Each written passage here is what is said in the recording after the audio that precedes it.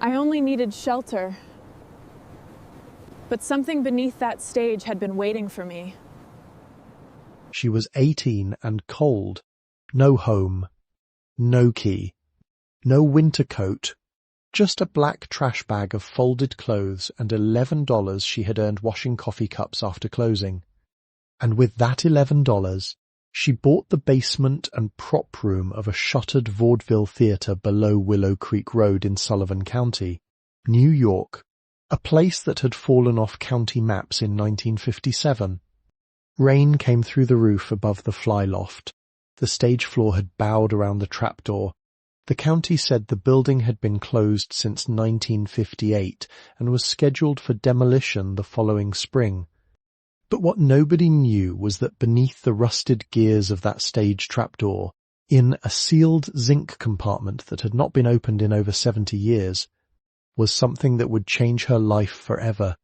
Before we continue, if stories like this mean something to you, hit subscribe. And tell us in the comments where you're watching from. We love seeing how far these stories travel. Wren Eliza Vale had been waiting her whole life without knowing it. She had waited in the borrowed rooms of other people's houses, waited at kitchen tables where adults lowered their voices when she entered, waited in offices with plastic chairs lined against walls the colour of watered milk. She had waited while caseworkers searched file folders and clicked pens and said words like placement, transition, eligibility, and adjustment. Those words had followed her from childhood into the narrow country of late adolescence, always spoken as if her life were a form to be completed in blue ink. Her earliest memory was of a hallway in Kingston, New York, where a radiator knocked in the wall like a fist that had grown tired. She had been 4, maybe 5. A woman in a grey sweater had knelt and buttoned Wren's coat wrong. One button set one hole too high, so the collar pulled crooked under her chin. Wren remembered the woman smelling faintly of wintergreen lozenges. She remembered the woman saying, "You are going to stay here for a while," and then, standing too quickly, as if kindness had burned her fingers. The house where Wren stayed that winter belonged to a widow named Mrs. Pritchard, who kept wax fruit in a bowl no one was allowed to touch. After that there was a split-level house outside Liberty, then a trailer with aluminum steps in Monticello, then a brick duplex near Ellenville where the bedrooms had thin walls and the children learned one another's crying patterns before they learned last names. Some placements lasted months. Some ended before she had memorized where the drinking glasses were kept. Wren did not become loud. She did not break things. She did not ask for much after the first few disappointments taught her the cost of asking. Instead, she grew careful. She learned to fold her socks into flat pairs, to make a bed so there was no evidence that a restless child had slept in it, to wash her own hair over a sink if the shower line was long. She knew how to disappear politely. Teachers called her mature. Foster parents called her no trouble. No one seemed to notice that a child praised for being no trouble had usually been trained by trouble itself. Her mother's name was written in one file and spoken rarely. Lorna Vale, that was all most adults gave her. 2 words and a date of birth. Wren knew only that Lorna had been young, unsteady, and absent by the time Wren was carried into the system. Her father was listed as unknown, which became in Wren's mind not a person but a blank room with no windows. When other children drew family trees in school, Wren drew hers with a straight trunk and no branches, then coloured the leaves so dark the teacher sent her to the counsellor. There was, however, lone man who came and went through her childhood like a lantern seen across a field. His name was Arthur Vale, though Wren called him Uncle Art because he told her that Great Uncle sounded like a title pinned to a museum wall. He was her mother's uncle, the last relative whose name remained in the county papers with a reachable address. He had no legal claim to Wren, and he was too poor, too old, and too alone to pass the inspection for permanent care. But for many years, when permission could be gathered and transportation could be arranged, he was allowed to take her on Saturdays. He lived in a narrow upstairs apartment over a closed barber shop in Roscoe, where the staircase smelled of raincoats, pipe tobacco from another tenant, and the deep mineral dust of the Catskills. He was tall in the way old buildings are tall, not imposing but upright from long habit. His hands were wide and pale across the knuckles, with nails that held half-moons of paint no soap could fully remove. One eye had a cloudy place near the centre from an accident he never described plainly. His hair, once black, had gone silver at the temples and yellow-white near the collar, always brushed back with water and discipline.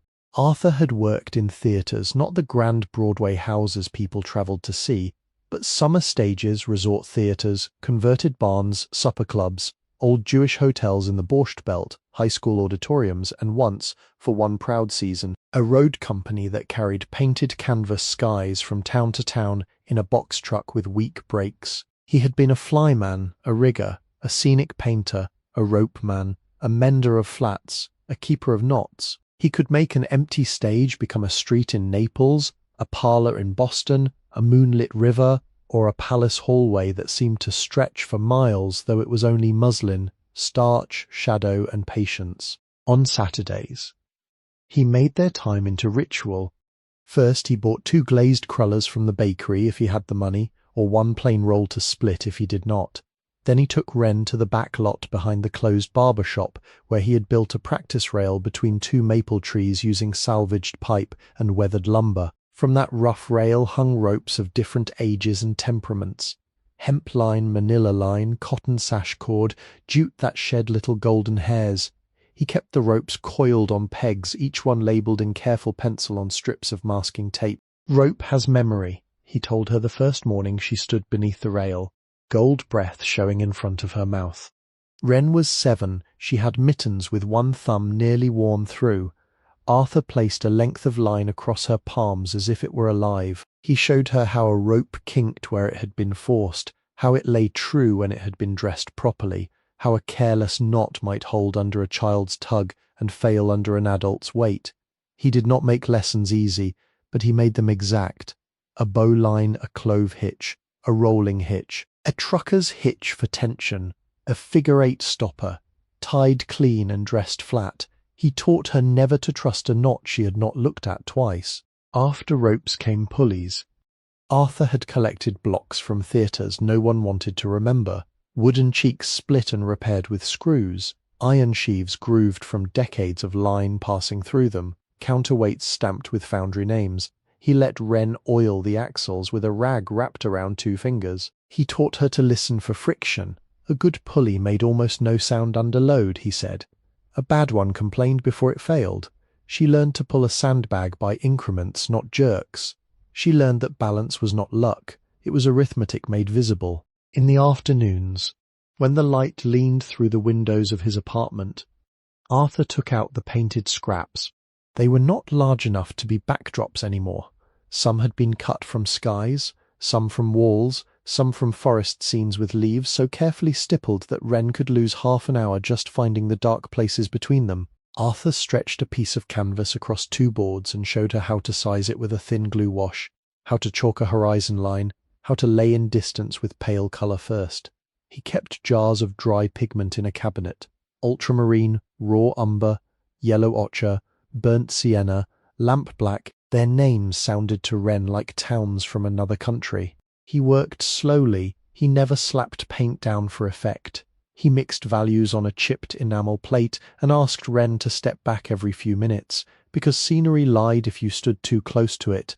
A stone arch could be 5 brush strokes at 6 feet and a ruin at 20. A road could narrow toward a point and persuade the eye there was a village beyond the cloth. A blue wash over grey could make evening gather where no evening existed. Arthur had one quote he repeated often enough, that Wren carried it long after she forgot whole months of her life. "Do the hidden work honestly, and the visible part will stand." He said it while tying knots no audience would see. He said it while patching torn canvas from the back. He said it while sanding a pulley pin, or mixing glue size, or sewing a webbing strap to a painted drop. To him it meant that beauty did not begin where applause began. It began in measurements, in seams, in dust swept before morning, in rigging checked before anyone entered the room. Wren did not have words for why that mattered to her then. She only knew it sounded like a kind of mercy. It suggested that something could be unseen and still be essential. Arthur died when she was 13. The call came to the foster home on a Tuesday evening in March. While Wren was drying plates beside a sink that smelled of bleach, no one handed her the receiver. The adult in the kitchen listened, said yes twice, looked once toward Wren, and lowered her eyes. A stroke, she was told later, found in the apartment by the landlord, already gone. There would be no long farewell, no bedside, no last morning with rope laid across her hands. The apartment was cleared before anyone thought to ask whether the girl might want what remained. By the time Wren was driven there 2 weeks later, the staircase had been swept. The door stood open, and the rooms had the thin, vacant echo of a place already erased. His practice ropes were missing, the pulley blocks were gone, the jars of pigment had been thrown away because someone said the powders might be unsafe. His notebooks, if he had kept them, were not in the cabinets. The scraps of painted canvas had vanished. Wren found only a square of masking tape still stuck to one peg in the back lot, its pencil label softened by rain until the words could not be read. She peeled it off and kept it inside a library card sleeve for 3 years. After Arthur. Wren's life narrowed.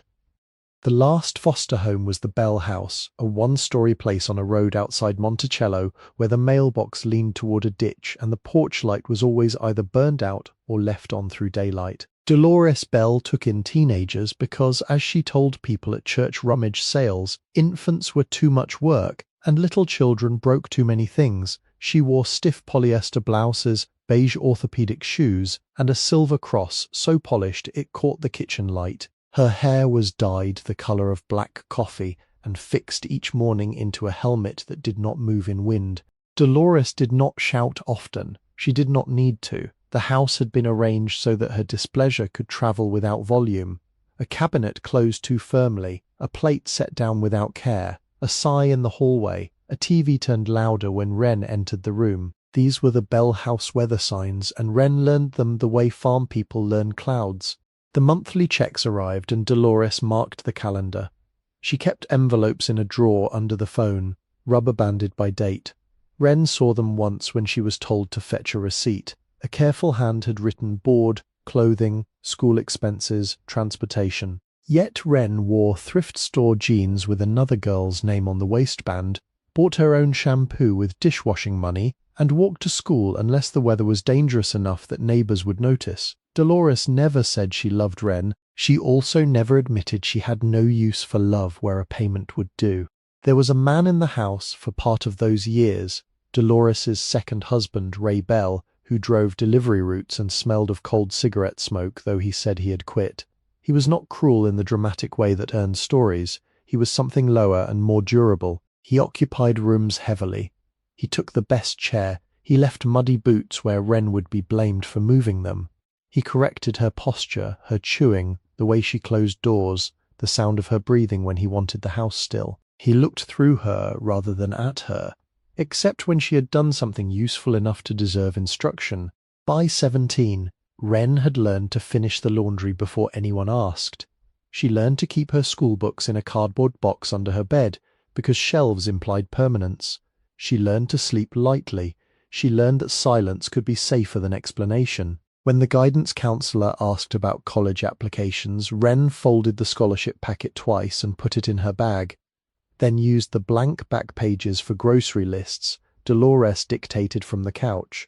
Her 18th birthday came on a Friday in late November, with sleet ticking against the kitchen window. The morning began without candles, without cards, without the small awkward kindnesses by which families acknowledge a person's arrival on Earth. Wren came down before 6 and found her clothes already removed from the hall closet.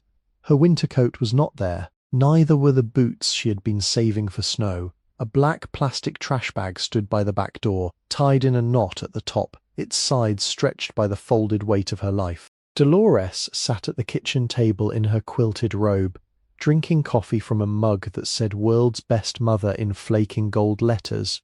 Ray was not in the room. The radio played a farm report in a faraway voice. On the table lay a manila envelope with Wren's name written in Dolores's careful slanted hand. Beside it sat a $1 bill, flattened as if pressed in a book. "You're 18 now." The check stops. "You leave today." 8 words. Dolores did not look at Wren when she said them. She lifted the coffee cup with both hands and drank, leaving a pale print of her mouth on the rim. It was not anger that filled the kitchen after that. Anger would have been warmer. This was a cold administrative silence, the silence of a receipt being filed away. Wren opened the manila envelope. Inside were her birth certificate, a social security card with one corner bent, school immunization records, 2 pay stubs from the diner, and a photocopy of a foster care exit form. The documents had been stacked neatly. That neatness hurt more than disorder might have. It meant someone had prepared the leaving with time to spare. She took the trash bag by its gathered neck. The plastic stretched and cut into her fingers. In the doorway she paused only once, because her library card sleeve was still taped beneath the drawer of the nightstand. She went back for it while Dolores remained seated, eyes turned toward the grey window. That was the betrayal Wren remembered most clearly. Not the words, not the bag, not the lock changed by noon.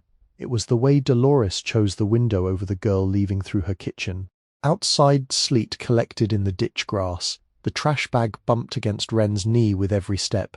She had no proper coat, only a faded sweater and a denim jacket whose cuffs had begun to fray. At the road, she looked back and saw Dolores standing behind the glass, not waving, not weeping, not ashamed enough to move out of sight. Then the porch light went off. For 6 weeks, Wren moved through the lower Catskills and the Hudson Valley, as if carried by weather. The first night she slept in the vestibule of a bank in Monticello, curled between the ATM and the glass door until a man in a county maintenance jacket tapped the pane before sunrise. He did not threaten her. He only pointed down the street and mouthed the word go. She went. She spent 2 nights in the bus station restroom in Middletown, sitting upright with her bag looped through both ankles, waking whenever the hand dryer roared. She washed under her arms with paper towels and kept her money in her sock. She bought day-old rolls when a bakery clerk slid them into a paper sack and charged half. She counted coins under tables and in the corners of libraries because libraries were warm and did not ask why a girl read the same newspaper 3 days in a row. In Newburgh she found a church basement that served soup on Wednesdays and Fridays. She learned the line formed before the doors opened, and that older men stood near the radiator while mothers with children took the tables farthest from the draft. A woman named Alma gave Wren 2 oranges from her own tote bag and told her the shelter in Poughkeepsie checked identification, but did not ask many questions if you arrived before dark. Wren carried the oranges for a full day before eating them, saving their brightness as if it were medicine. In Poughkeepsie she slept one night behind a laundromat while dryers breathed warmth through a vent into the alley. Her trash bag made a poor pillow and a worse blanket. The concrete pulled heat from her bones with the patience of stone. At dawn, a young man sweeping the sidewalk looked at her, looked away, and left a cup of coffee on the curb without a word. Wren drank it after he went inside. It was bitter, cooling, and generous. Her $11 had not yet become $11. It had been more at first. $29.70 from dishwashing. $4 in quarters from a coat pocket Dolores had missed. A bus ticket bought in cash. Soup paid for when pride would not let her enter a church basement twice in 1 week. A pair of wool gloves from a thrift store in Kingston. 1 thumb already darned. A toothbrush. A packet of crackers. A small bar of soap. 2 apples. Money diminished, not like water pouring out, but like thread wearing thin, fibre by fibre, until one morning she counted what remained on a library table and found $11 exact, no cents, no margin, no hidden folded bill. By then it was early January. The cold had become a country of its own. With borders Wren crossed each morning reluctantly. She learned which public buildings opened earliest. She learned that some librarians noticed everything and said nothing if you held a book. She learned which grocery stores threw out bruised fruit before closing, and which managers locked the bins. She learned to wrap her spare shirt around her stomach under the sweater, because hunger and cold met there first. On a Tuesday afternoon in Liberty, snow began falling before noon, soft at first and then with a steady confidence that changed the shape of parked cars. Wren entered the public library because she could no longer feel the ends of her toes. The building was brick, low-roofed, with a vestibule that held flyers for tax help, grief support, piano lessons, blood drives, and a lost grey cat named Mabel. She stamped snow from her shoes, wiped the trash bag with one sleeve so it would not drip too much on the floor, and walked to the periodicals corner. The classified section lay folded beside the local paper. She had been reading employment ads for days, though most required transportation, references, experience, or an address. Home health aide, snow removal, dishwasher evenings, cleaner needed, must have phone, must have car, must pass background check. Her eyes moved down the columns slowly, tired from small print and smaller hope. Then she saw the notice.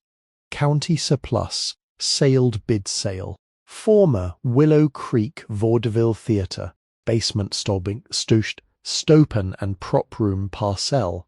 AS is NO utilities, NO warranty. Minimum bid 1.00 UN PED tax remnant. Demolition pending. Office of the County Clerk, Sullivan County. Below the block of type was a parcel number, a deadline, and an address in Monticello.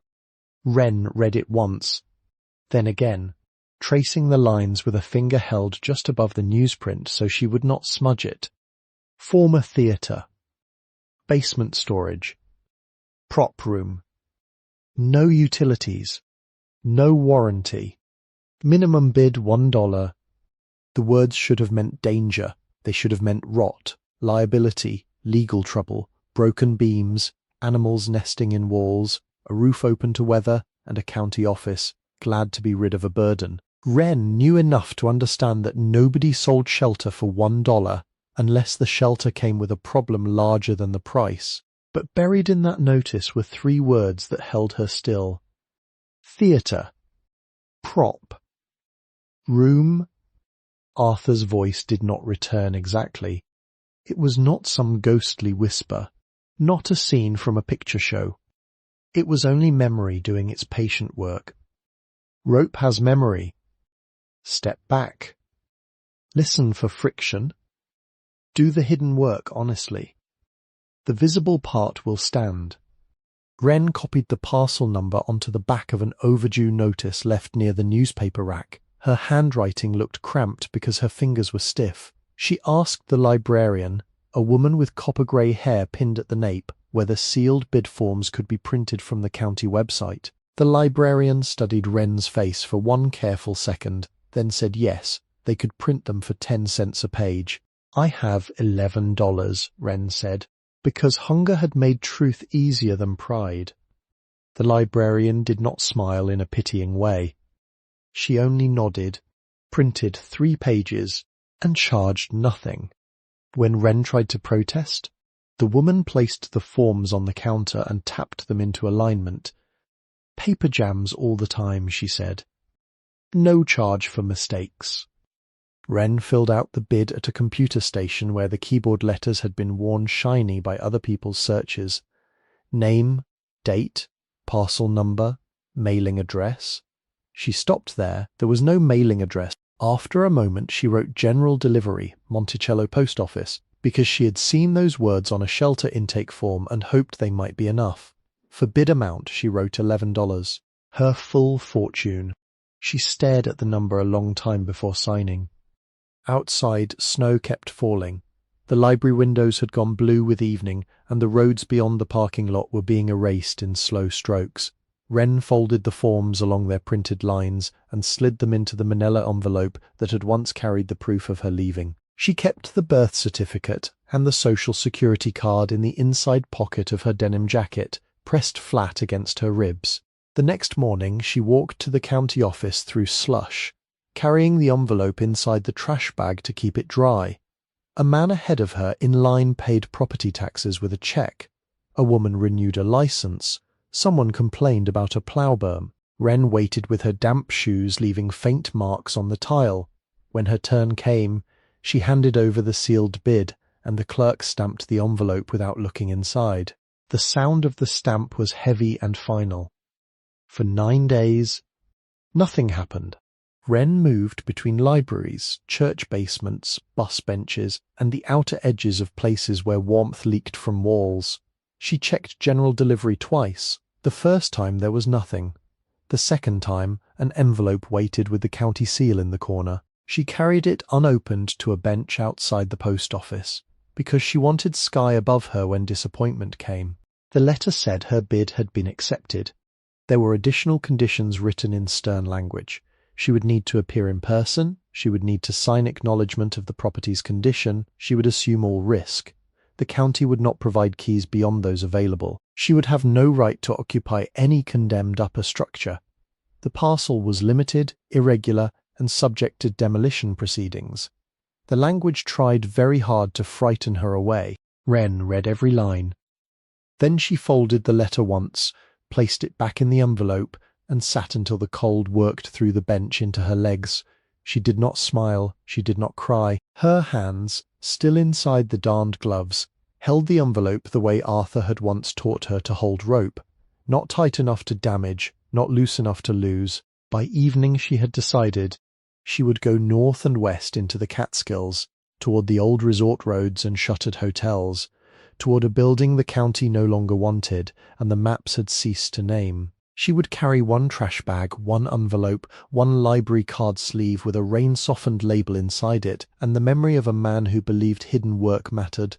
At dawn, she boarded the cheapest bus that would take her part of the way, and when the driver closed the door behind her, the whole cold morning seemed to draw one careful breath. The bus left Wren at a crossroads where the ploughed shoulder ended and the mountain road narrowed between hemlock and stone. There was no station, only a leaning sign with a rusted schedule case bolted to a post, its plastic window clouded by age and road salt. The driver set her trash bag down beside the snowbank, nodded once, and pulled away with a cough of diesel that faded around the bend. For a while Wren stood listening to the engine become smaller, then there was only wind moving through the bare branches and the distant rasp of a crow somewhere above the road. The morning temperature had been 19 degrees when she left Monticello. By the time she reached the crossroads, the sky had lowered into a hard pewter colour, and the cold had grown exact enough to find every seam in her clothing. She had wrapped one spare shirt around her middle and another around her neck beneath the denim jacket. It was not enough, but it was what she had. The county letter said 6 7/10 miles from the post office to the clerk's building if one followed the main road. It said nothing about the distance from a bus stop chosen by price, rather than convenience. Wren walked with the trash bag over her shoulder for the first half mile, then carried it against her chest when the knot cut too sharply into her fingers. Her breath appeared and vanished. Her shoes slipped where passing trucks had polished the snow into grey ice. At a farm lane bordered by split rails, she stepped aside to let a milk truck pass. The driver lifted 2 fingers from the wheel. She lifted her gloved hand in return. That small exchange warmed nothing, but it settled her somehow. It meant she had been seen and not turned away. By afternoon the snow began again, fine as flour at first, then thicker. She had eaten 1 roll that morning, and half an orange saved from Poughkeepsie. Her stomach made its complaints quietly. The road rose through woods where stone walls ran parallel to the ditches, old boundaries holding their positions long after the farms had failed. Once she saw the black mouth of a cellar hole behind a curtain of sumac, and beside it a lilac bush gone wild, its branches lifted like dry hands. She did not reach Monticello before dark. The light gave out while she was still 2 miles short, and the road became dangerous in the narrow places where no shoulder remained.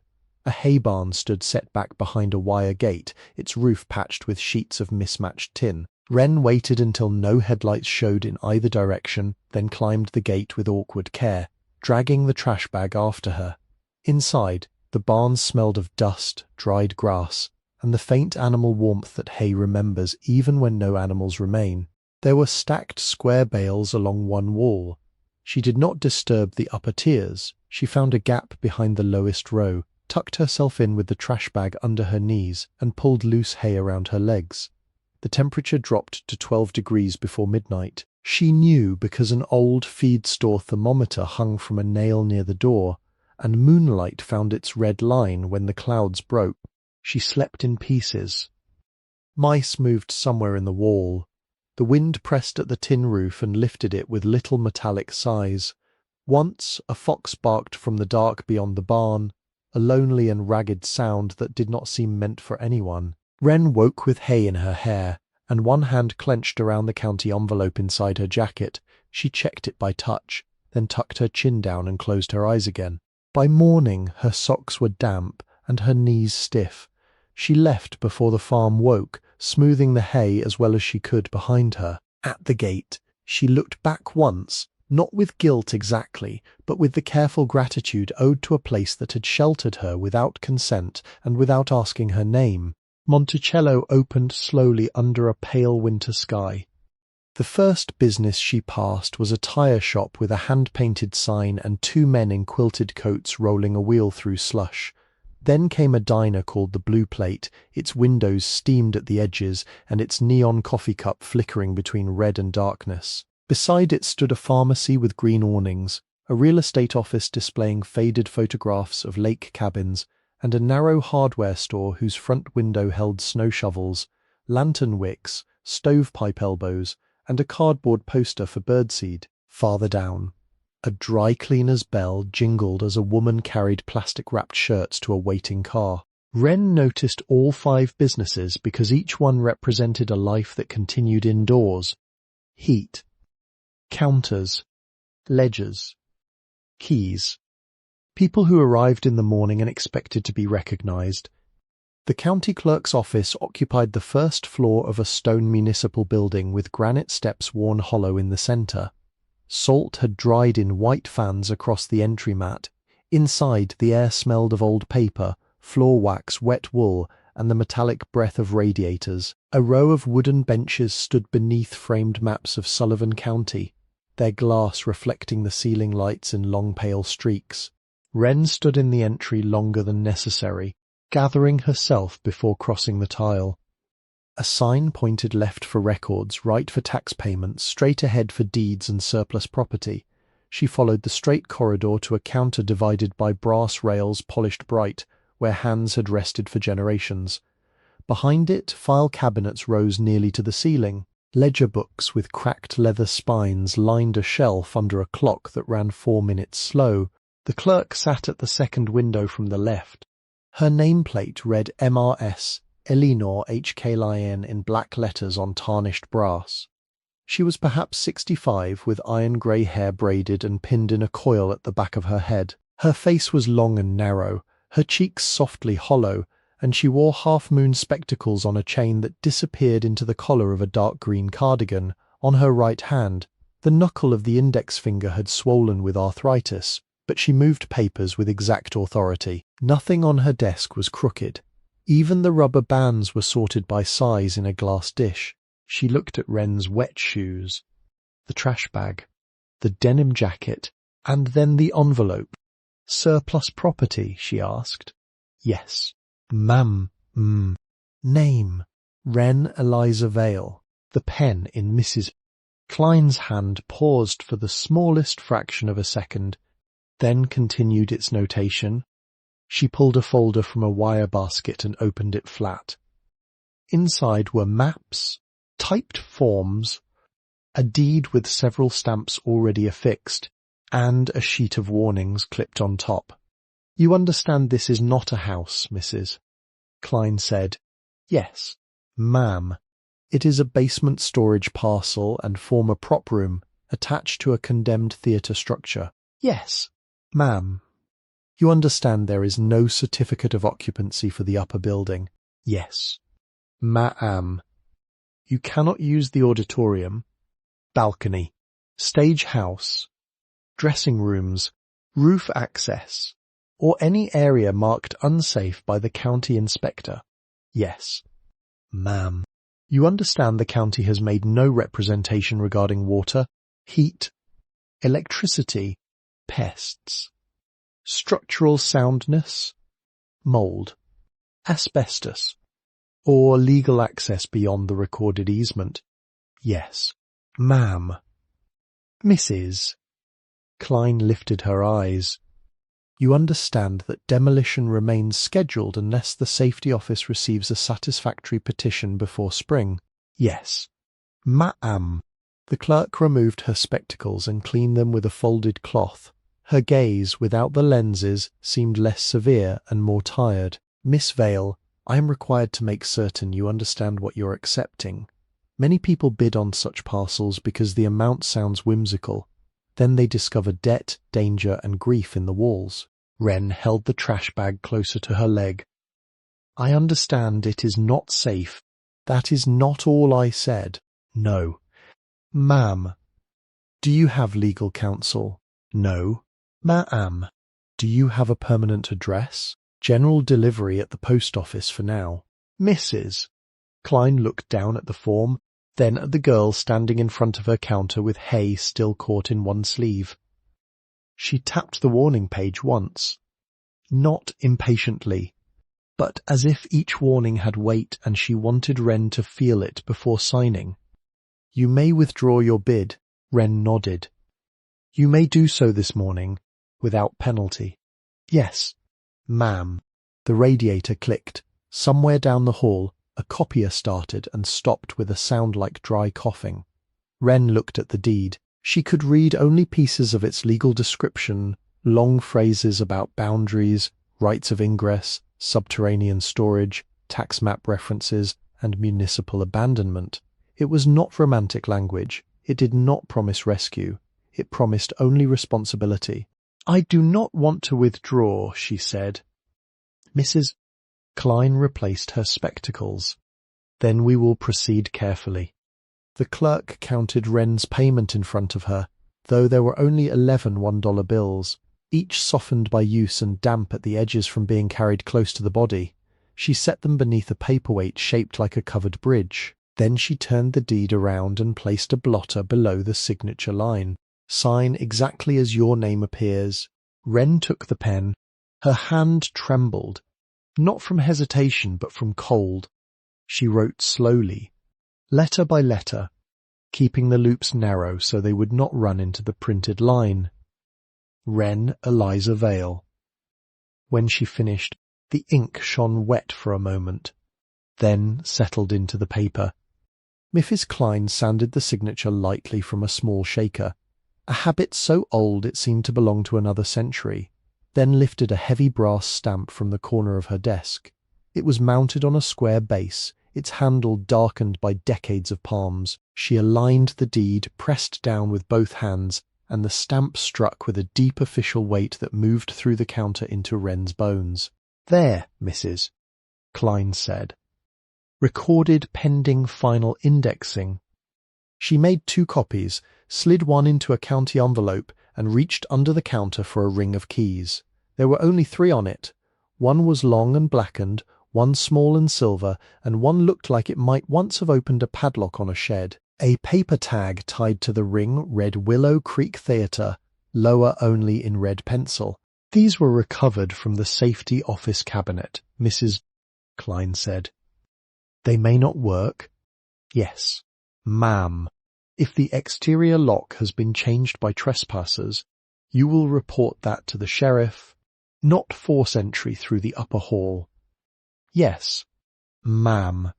Mrs. Klein took a sheet of county stationery and wrote directions in a hand both sharp and graceful.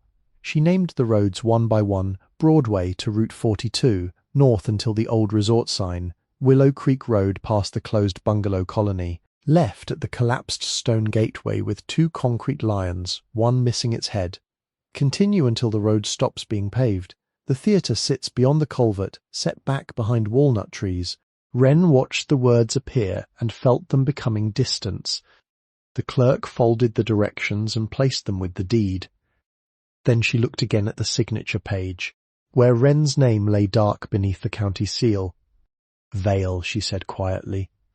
Wren waited. Mrs. Klein opened a lower drawer and removed a narrow index box, the kind libraries once used for handwritten subject cards. She flipped through it with the side of her thumb until she found a card yellowed at the edges. Her face altered not enough for a stranger to name, but enough for Wren to notice. Some private door had opened. There was an Arthur Vale, Mrs. Klein said. "Scenic man. Rope and paint. Worked summers all through these mountains." Wren could not answer immediately. "Mrs. Klein continued, more softly. He came through this office years ago searching theatre records. I remember because he corrected our inventory. Said the Willow Creek place was not only a theatre, said it had a proper fly system once, hand-built, not catalogue work. He was particular about words. He was my uncle, Wren said, then corrected herself because the truth mattered. My great-uncle, Mrs. Klein sat back. For a moment, the office around them seemed to grow hushed, though people still moved in the hall and the copier still gave its dry little cough. The clerk took off her spectacles again, but this time she did not clean them. He was a gentleman, she said. Exact, but not proud. Wren looked down at the envelope in her hands. The paper edge had softened where her glove held it. He taught me knots. I expect he taught you more than that. Wren nodded once. Mrs. Klein rose slowly because of her knees and went to the tall file cabinets behind her desk. She unlocked the third drawer from the bottom and searched through hanging folders until she found one tied with cotton tape. From it, she removed a photocopy of an old black and white photograph. She hesitated before handing it across the counter. The image showed the front of the Willow Creek Vaudeville Theatre in summer. A painted sign arched over the entrance. 2 poster cases flanked the doors. Men in shirt sleeves stood beside ladders. At the far edge of the photograph, nearly cut off by the frame, a younger Arthur Vale looked up toward a canvas drop being hoisted through the loading door. His hand rested on a rope. Wren placed one finger near the image but did not touch his face. This copy may stay in the public record, Mrs. Klein said, but I can make you another when the machine is free. I do not have money for a copy. The clerk's mouth tightened, not with disapproval, but with something like recognition. The machine misfeeds, she said. It has done so all winter. She made the copy herself. When Wren left the county building, the deed, directions, keys, and photograph were tucked inside the manila envelope that had once announced her eviction. The $11 were gone from her possession, except in the county ledger and under the clerk's paperweight, until deposit. She carried no cash at all now, only paper, keys, and a name that had made an old woman remember a man with paint under his nails. The walk to the property took most of the afternoon. She followed Broadway past the diner and hardware store, past a bakery vent that released the smell of warm yeast into the cold, past a barber pole that no longer turned. Route 42 carried more traffic, so she kept to the snowy edge where the plough had thrown gravel and broken ice. Cars passed with their tires hissing.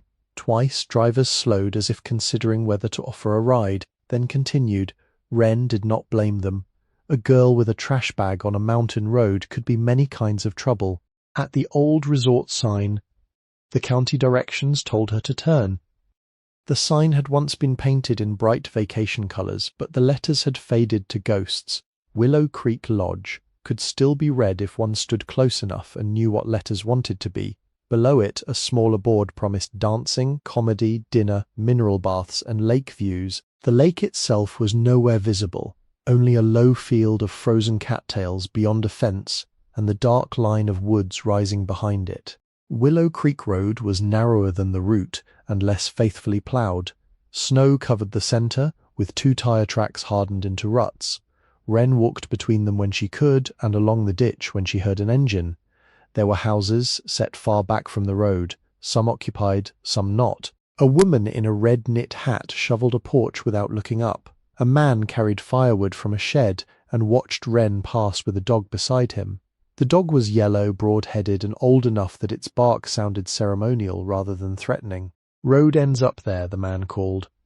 "Yes, sir." Nothing open past the culvert. "I know." He rested the firewood against his hip. "You kin to somebody?" Wren held up the envelope, not close enough for him to read. "County parcel." The man looked toward the woods, then back at her. His expression did not soften, but it became less guarded. "Mind the left side of the bridge. Boards are mean." "Yes." sir." Beyond his place, walnut trees began to appear along the road, their trunks dark and deeply ridged, their branches lifted bare against the winter sky. Fallen nuts, blackened and frozen, lay half buried in the snow like small hard stones. The air smelled different there, less of traffic and more of creek water, leaves and long shut places. Wren could hear the creek before she saw it, moving under ice with a muffled insistence. The collapsed stone gateway came at a bend. 2 concrete lions stood on either side. As Mrs.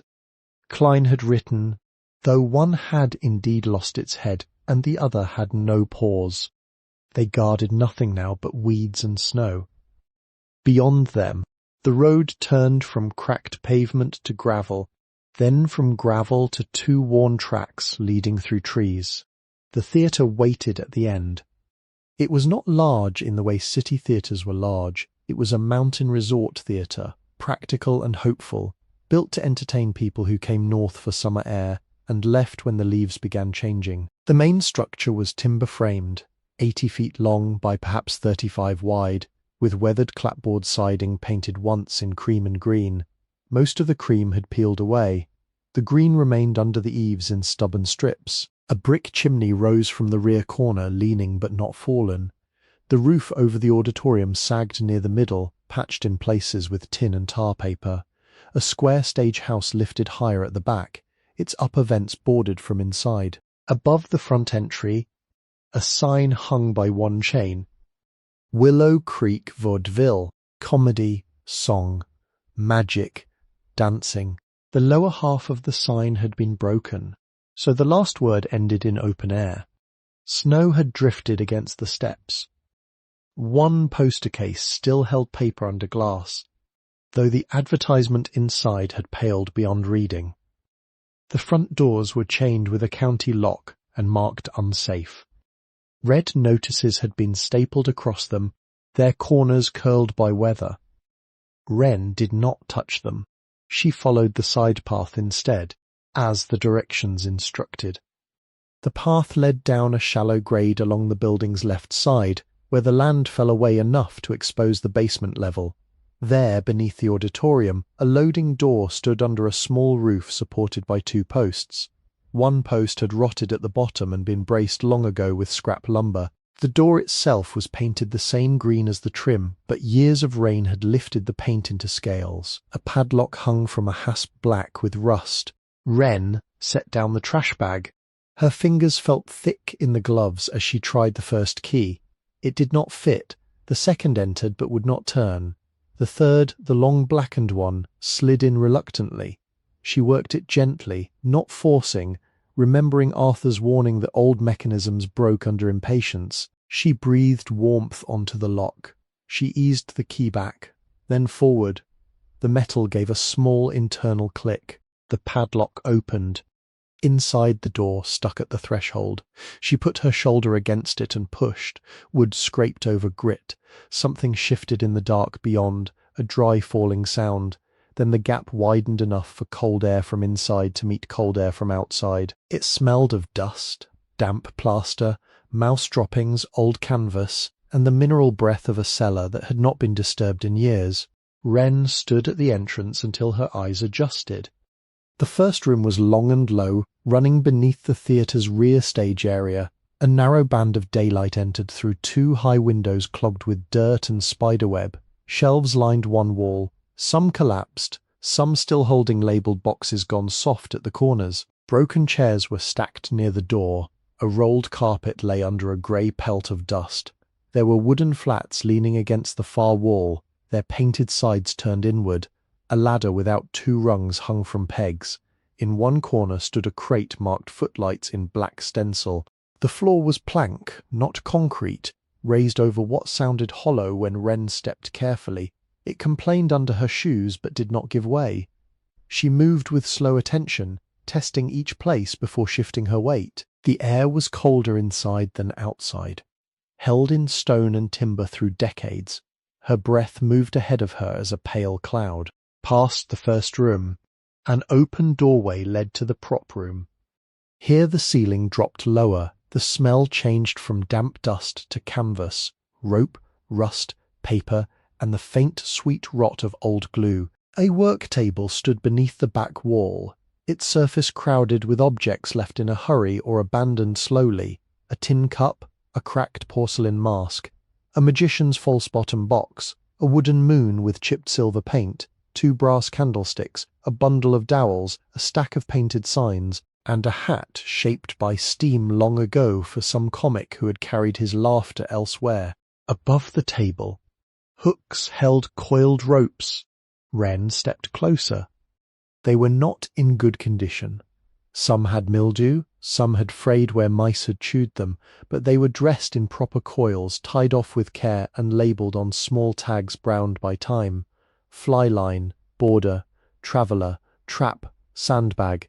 Each word struck a place in her memory with deliberate force. Arthur had said theatre work was not glamorous in the places that mattered. It was dust, knots, counterweight, and trust. Behind the prop room, a narrow stair climbed toward the stage, blocked halfway up by a county board nailed across the frame. Wren did not pass it. She stood at the bottom and looked upward through the bars of shadow. Above, somewhere in the condemned dark, rainwater dripped at intervals into a metal pan or bucket. Each drop rang softly, then disappeared. She returned to the first room before dusk failed. There was no electricity, no heat, no running water that she could find, but the loading door could be locked from inside with a sliding iron bolt. The high windows were intact enough to keep out wind. A corner near the interior wall seemed dry. She cleared it by hand, moving broken plaster, mouse-chewed paper, and a length of warped trim. She spread a canvas drop folded on a shelf, though dust rose from it and made her cough until her eyes watered. The canvas was painted on one side. When she shook it out in the fading light, a pale blue sky opened across the floor, crossed by the tops of impossible cypress trees and a road that narrowed toward hills no traveller could reach. The illusion had cracked where the canvas had been folded too long, but from a few steps back it still made distance. It still asked the eye to believe. Wren used it as bedding. She placed the trash bag beneath her head, kept her shoes on, and tucked the county envelope under her sweater. The photograph of Arthur lay inside it, protected by the deed. She did not light a fire because there was no stove in that room, and she did not trust the chimney yet. She ate nothing because there was nothing to eat. She listened instead. The building spoke in small ways.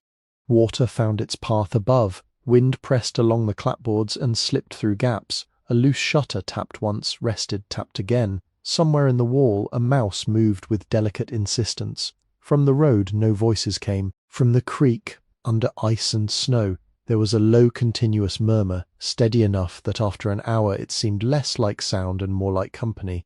Wren lay on the painted sky looking up at the floorboards of the stage above her. She could see, through one narrow crack, a thread of darkness where the trapdoor must be. She did not know its mechanism yet. She did not know what had been hidden beneath it by hands long gone. She knew only that a condemned theatre had opened one lower door when she turned the key, and that for the first time in many weeks no one could tell her to leave before morning. The building was waiting, and so was she. By the first morning, Wren understood that ownership did not make a place habitable. It only made the labour hers.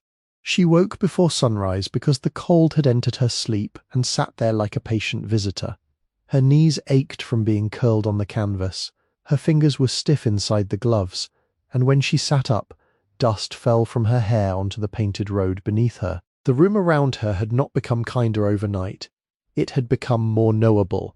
The high windows showed a grey winter light. The stacked chairs had shadows. The shelves leaned in the same directions as before. Nothing had taken her bag. Nothing had opened the door. That was enough for a beginning. The first 3 days were not romantic days. They were water, waste, edges, and fear. She found the well behind the theatre by following a sagging line of pipe that exited through the foundation wall and disappeared under snow. The well itself had a round stone curb and a wooden cover weighted with a flat rock. The cover was frozen at one corner. Wren worked it loose with both hands, careful not to splinter the board, and looked down into darkness that gave back a mineral smell. There was no pump handle. A rusted pipe rose beside the curb. broken off at knee height, and beside it lay a dented galvanized bucket with no rope. She returned to the prop room, cut a length from a mildewed line too damaged for lifting anything human, tied a bowline around the bucket handle, and lowered it slowly until she heard the distant, soft entry into water.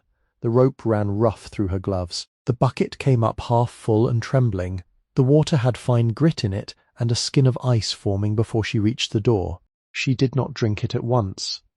She found an enamel coffee pot in the first room, mouse-chewed cloth inside, and cleaned it with snow until her hands burned. She filled it, carried it in, and set it aside. She knew enough from shelter notices and library books not to trust clear water because it looked honest. Until she could boil it, she used melted snow for washing and saved the well water for later. The outhouse stood 30 yards beyond the rear wall, almost hidden by sumac and elderberry canes. Its door hung crooked, but the seat remained, and the pit below had been covered long enough by cold that there was no strong smell, only the dry wooden odour of abandonment. A crescent moon had been cut into the upper plank. Snow had blown through it, and lay on the floor in a little drift. Wren swept it out with a broken stage broom and tied the door shut from inside with sash cord because the hook had rusted away. She learned the floor's creaks the way a blind person might learn furniture. The plank by the loading door gave a high, complaining sound but held firm. The second board from the work table made no sound at all, which worried her more, so she marked it with chalk and avoided it, near the interior stair.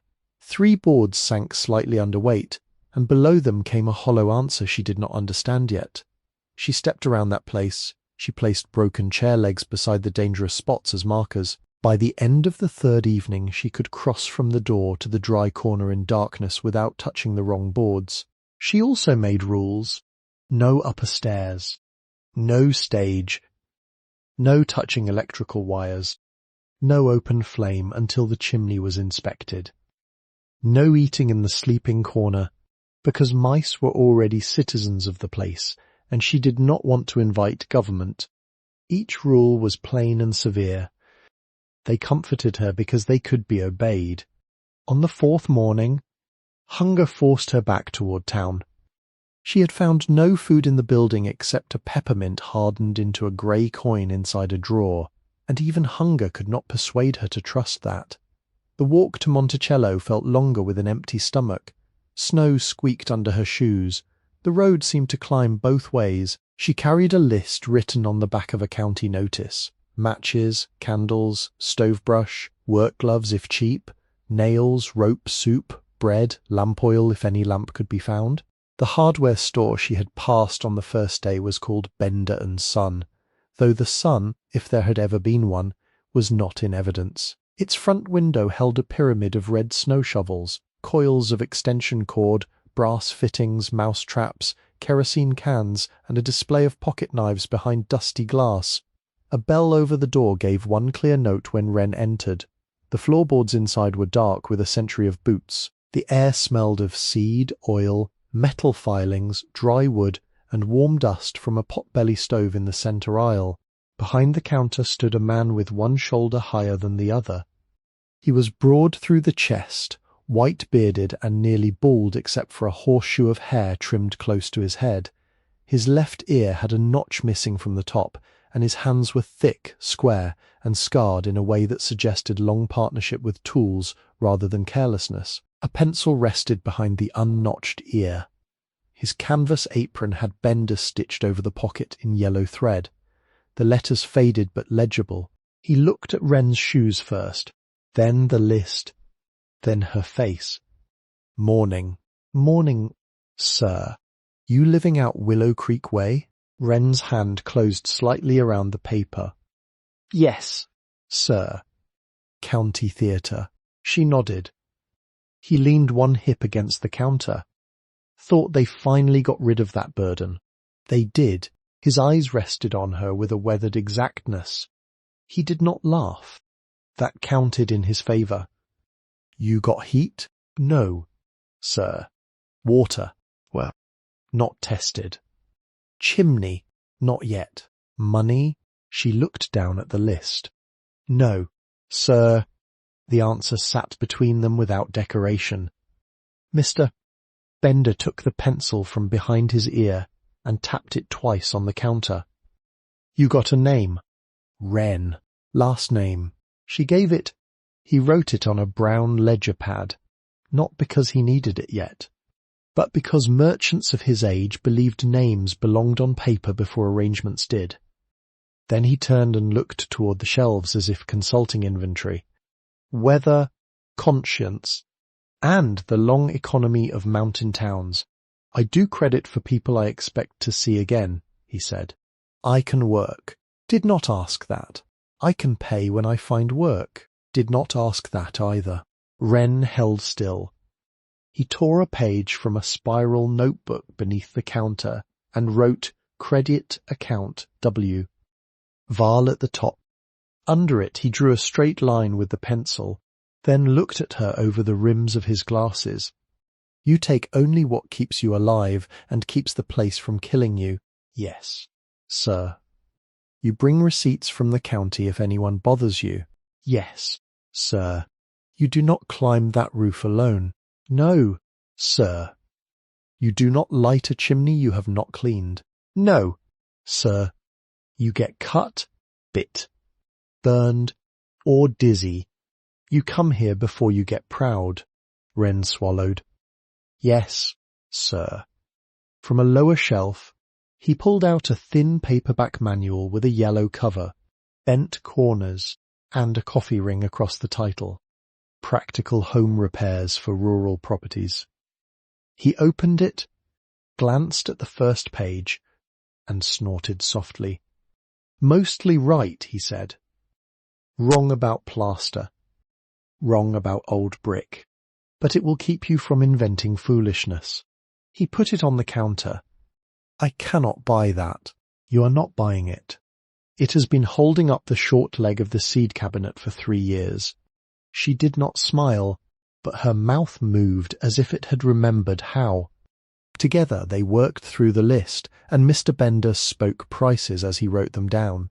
A box of kitchen matches, 39 cents, 2 plain white utility candles, 18 cents each, 1 used wire chimney brush, $2.25, handle bent but sound, 20 feet of 1/4-inch cotton sash cord, 60 cents, 16 penny common nails by weight, £1 for 22 cents, 1 dented tin cup from the camping shelf, 15 cents, a small sack of cornmeal, 41 cents, 1 can of condensed bean soup, 29 cents, a bar of yellow laundry soap, 12 cents, a pair of canvas work gloves from the damaged bin, 35 cents because the right thumb had been sewn crooked. He added a hand broom with half its bristles worn short, and did not write it down. Inventory error, he said. He also gave her 3 pages torn from an old county pamphlet about stove and chimney safety, though he crossed out 1 paragraph with his pencil and wrote, Bad advice. Do not do this. The total, including the items he admitted to counting, came to $5.92 on credit. Wren stared at the ledger entry. That is too much. It is not enough, he said. But enough will come later if you do not freeze first. She carried the purchases back in a paper sack tucked inside the trash bag, keeping the chimney brush under her arm like a strange instrument. The walk home hurt less because she had a task large enough to lean against. The chimney rose from the rear corner of the lower structure, serving what had once been a small iron stove in the prop room. The stove remained, though Wren had not trusted it when she first saw it. It was squat, black and dusty, with 1 cracked mica window and a stovepipe elbow that entered the brick wall at a slight upward angle. The pipe had red rust freckles but no open holes she could see. The damper handle moved only after she worked it back and forth for several minutes. She began with inspection.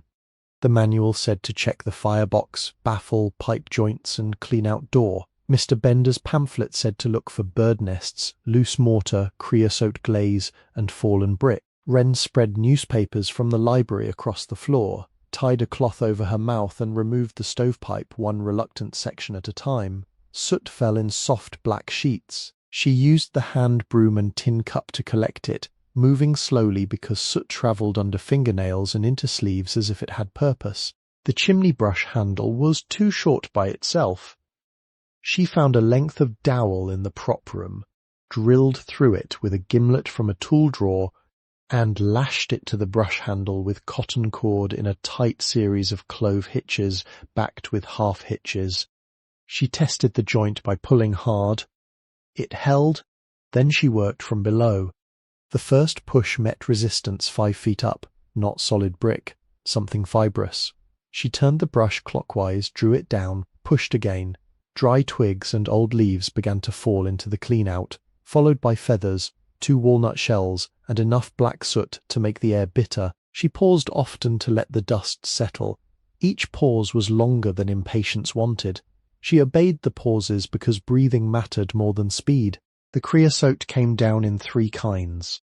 Powder first, soft and dull, then flakes like broken black glass, curling at the edges, then a hard glaze that clung to the inner brick and resisted the brush with a scraping sound that made her teeth ache. She worked 6 hours the first day, stopping only when her arms trembled too badly to guide the brush. Her face was striped where sweat had cut lines through soot. When she coughed into the cloth, it came away grey. The second day she returned to the pipe. She took each section outside, propped it against a stone, and ran the brush through until daylight showed cleanly from end to end. She checked seams with her fingertips. One joint had thinned nearly through, so she turned that section over and set it aside for replacement later. For now, she shortened the run and reassembled only the sound pieces, seating them with their crimped ends downward so creosote would drain inside rather than leak at the joints. The manual agreed, Mr. Bender's handwritten note agreed more emphatically. By the 3rd afternoon, she opened the clean-out door one last time and found only a small drift of soot at the base. She carried the soot outside in an old coffee tin and scattered it far from the well. She washed her hands with snow and yellow soap until the skin reddened. Black remained in the creases. It would remain for days. The first fire was no larger than a bird's nest. Wren crumpled one sheet of newspaper, laid dry splinters from broken crates over it, and set 3 narrow sticks above them in a loose tent. She opened the damper fully. She held a match to the paper and watched flame move along the wrinkles with quick yellow attention. The kindling caught, smoke hesitated, rolled once into the room, then found the draught and lifted cleanly into the pipe. She stayed crouched in front of the stove, one hand on the floor, listening. No roar, no crack in the wall, no smoke forcing itself through hidden gaps. The fire remained modest and obedient. After 10 minutes, she added another stick.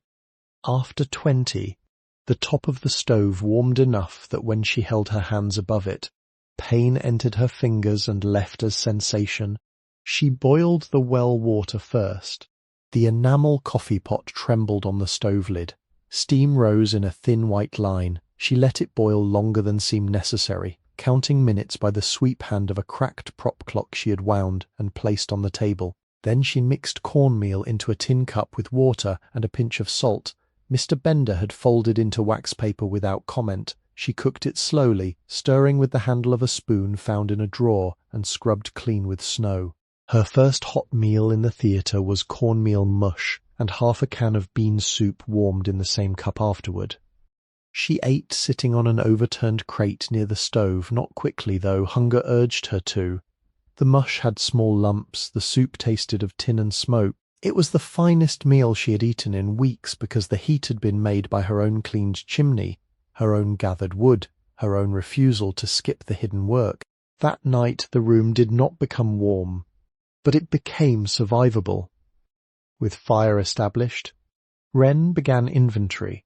She used the back pages of the repair manual and a carpenter's pencil from the work table. She made columns: keep, repair, unsafe, unknown. The act of naming things changed the room. A heap became lumber, a pile became fabric, a box became fasteners. Disorder did not vanish, but it began to accept borders. In the first room she found 8 broken cafe chairs, 3 repairable if re-glued and clamped, 2 folding music stands with bent legs, a stack of tin footlight housings, glass missing, 4 poster frames, 1 with intact corner moulding, 6 wooden flats, muslin torn but frames square, One rolled carpet not worth saving, a crate of chipped saucers, a box labelled dance shows, containing only brittle leather and mouse nesting, a sack of sand gone hard as stone, 2 iron counterweights stamped 25 lb, one cracked mirror wrapped in a newspaper dated July 1954. In the prop room she worked more slowly. There were painted signs for imaginary businesses: LM Street Bank, Professor Lorenzo, Magician, Fine Tailoring, Western Union, Boarding House. There was a wooden telephone with no wires, a plaster ham, 3 pasteboard books glued shut, a shepherd's crook, a brass ship's lantern without glass, a violin case containing no violin, and a drawer of false moustaches stiff with age. She found a box of silk flowers, their colours faded into brown memory. She found paper moons in 3 sizes. She found 2 collapsible top hats, 1 mouse-chewed. She found a painted canvas column that from the right distance looked convincingly marble. Then she came to the ropes. She did not trust them for weight, not yet, perhaps not ever. But she untied each coil, inspected it, and wrote down what it had once been. The labels helped: borderline, main drop, grand drape, trap return, traveller left, traveller right, sandbag purchase. Some ropes had been cut clean with a knife. Others had failed from rot. A few remained sound enough for light use if kept away from load-bearing work. She coiled them again properly, not for use but for respect. The work-table drawers held the smaller evidence of hands. Tacks sorted into baby food jars, a lump of rosin wrapped in cloth, chalk, charcoal, a rusted mat knife, 2 awls, a broken maul stick, a leather palm for sewing canvas, stiff but usable after oil, needles thick as thorns, a packet of grommets, a little tin of copper rivets, spools of thread gone weak, glue flakes in a paper sack, 3 brushes wrapped in newspaper, ruined at the tips but still shaped by the strokes they had made. On the 3rd inventory afternoon, she found the anomaly. It began with sound. She had been sweeping beneath the interior stair, where the floor gave that strange hollow answer near the blocked passage to the upper stage. The broom handle slipped from her hand and struck the plank beside the marked boards. The sound was not the same as the others. It was lower, more deliberate, like knocking on a chest rather than a floor. Wren stopped. She tapped the broom handle lightly across the boards in a grid, moving from left to right, then back again. Solid, solid, hollow, hollow, solid. She marked each tone in chalk. Then she knelt and placed her palm flat on the wood while tapping with her knuckles. The vibration travelled differently through one particular square, not large, perhaps 3 feet by 3 feet, just before the stairpost. She cleared the dust fully. At first the boards seemed continuous. No obvious hatch, no pull ring, no fresh saw line. But when she moved the lantern close, she saw that one circular plug of wood near the stairpost was not pine like the surrounding planks. It was cedar darkened by age, set flush, about the size of a $50. She pressed it. Nothing moved. She tried a fingernail around the edge. No purchase. The weight test came next. She brought one of the 25-pound counterweights from the first room and set it on the hollow square. The board did not sink. She moved the weight to the adjacent solid plank and listened. A dull thud back to the square. A faint hidden clink below, as if metal had answered metal after a long sleep. Her skin tightened. She did not pry. Not yet. She returned to the work table, searched the drawers, and found a narrow awl with a good point. She worked it gently around the cedar disc, shaving dirt from the seam. The disc had been fitted with skill. Grain matched almost perfectly. But cedar did not darken exactly like pine. That was the difference time had betrayed. After 20 minutes, the disc shifted. Beneath it was a recessed iron ring no wider than 2 fingers, folded flat into a cup of blackened metal. Wren sat back on her heels and listened to the building. Wind. Creak. 1 tick from the cooling stove. No footsteps. No voices. No reason to hurry, except the human hunger to know. She folded a rag around the iron ring and lifted. At first, nothing happened. She rocked it once. The boards gave a soft crack along seams that had been painted, dusted, and walked over for decades. She lifted again, this time steadily.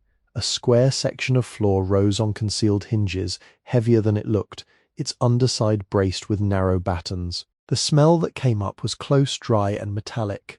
Not rot, not sewer gas, not animal, something sealed. Below the hatch lay a shallow cavity lined with zinc. Inside were packages. Wren did not touch them for a long moment. She expected, absurdly, that someone might call out from the stage above, that some county voice might arrive to tell her she had opened what did not belong to her. But the only sound was the creek working under ice. She brought the lantern closer. The first package was wrapped in oilcloth and tied with cotton tape. The second was longer, rolled in canvas. The third was a square tin box with no label.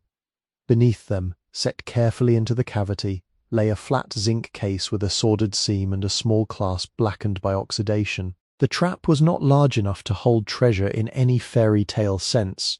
It was large enough to hold what someone had needed to keep from weather, theft, or time.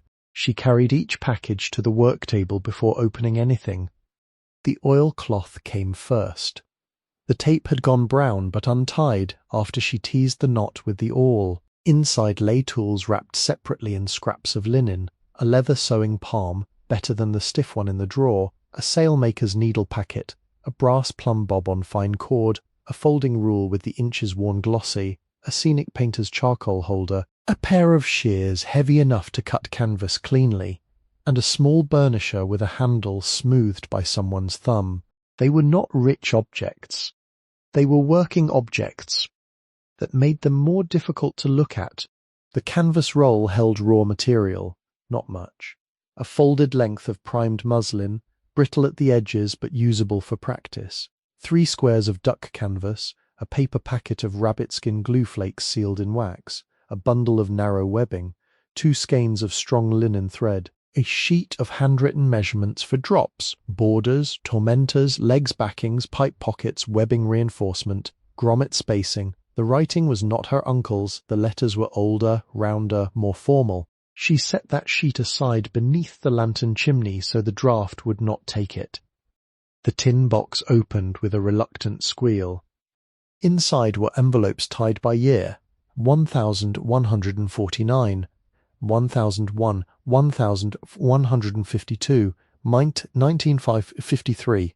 There were ticket stubs in bundles, some blue, some rose, some cream, photographs no larger than playing cards, a membership card from a theatrical union, a list of performers with check marks beside certain names, newspaper clippings folded until the creases had weakened, a program for a comedy review at Willow Creek, another for a night of songs, dances, and impressions. On the back of one program someone had written in pencil, "Safe arrival after midnight, no headlights." Wren read that line twice but did not understand it fully. Beneath the envelopes lay a narrow notebook bound in black cloth. Its corners had softened. A pencil was tucked through the spine. She opened the cover and saw entries written in compact script, each dated, each naming arrivals and departures, trains taken, rooms assigned, warnings received, money collected, money passed on. Some names had stage names in quotation marks. Some had real names beneath them. Some entries mentioned committees, subpoenas, agents, loyalty questions, passports denied, radio work lost, contracts cancelled. The notebook made the room feel different. Not haunted. Occupied. Wren closed it because she sensed, without anyone telling her, that it deserved more attention than hunger and cold could give.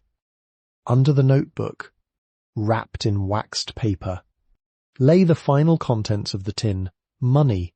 She did not count it at once. She saw old bills first, banded in paper sleeves from banks whose names had changed or vanished, 1s, 5s, 10s, 20s, and a few 50s. Their designs older than the bills she knew, some silver certificates, some United States notes with red seals. There were coins in muslin bags, each tied with string. The paper on one bundle read gate receipts, do not deposit. Another read emergency train money, another simply read keep. Wren sat down on the crate. The stove had burned low, And the room had cooled. Her hands were blackened from the hatch and clean in narrow lines where the gloves had rubbed. She looked at the money as she might have looked at a sleeping animal, unsure whether waking it would bring help or danger. Then she counted because exactness was a way to remain calm. She cleared the work table fully and washed her hands with snow water and soap. She laid a canvas square down first, bills by denomination, coins by type, notes by bundle.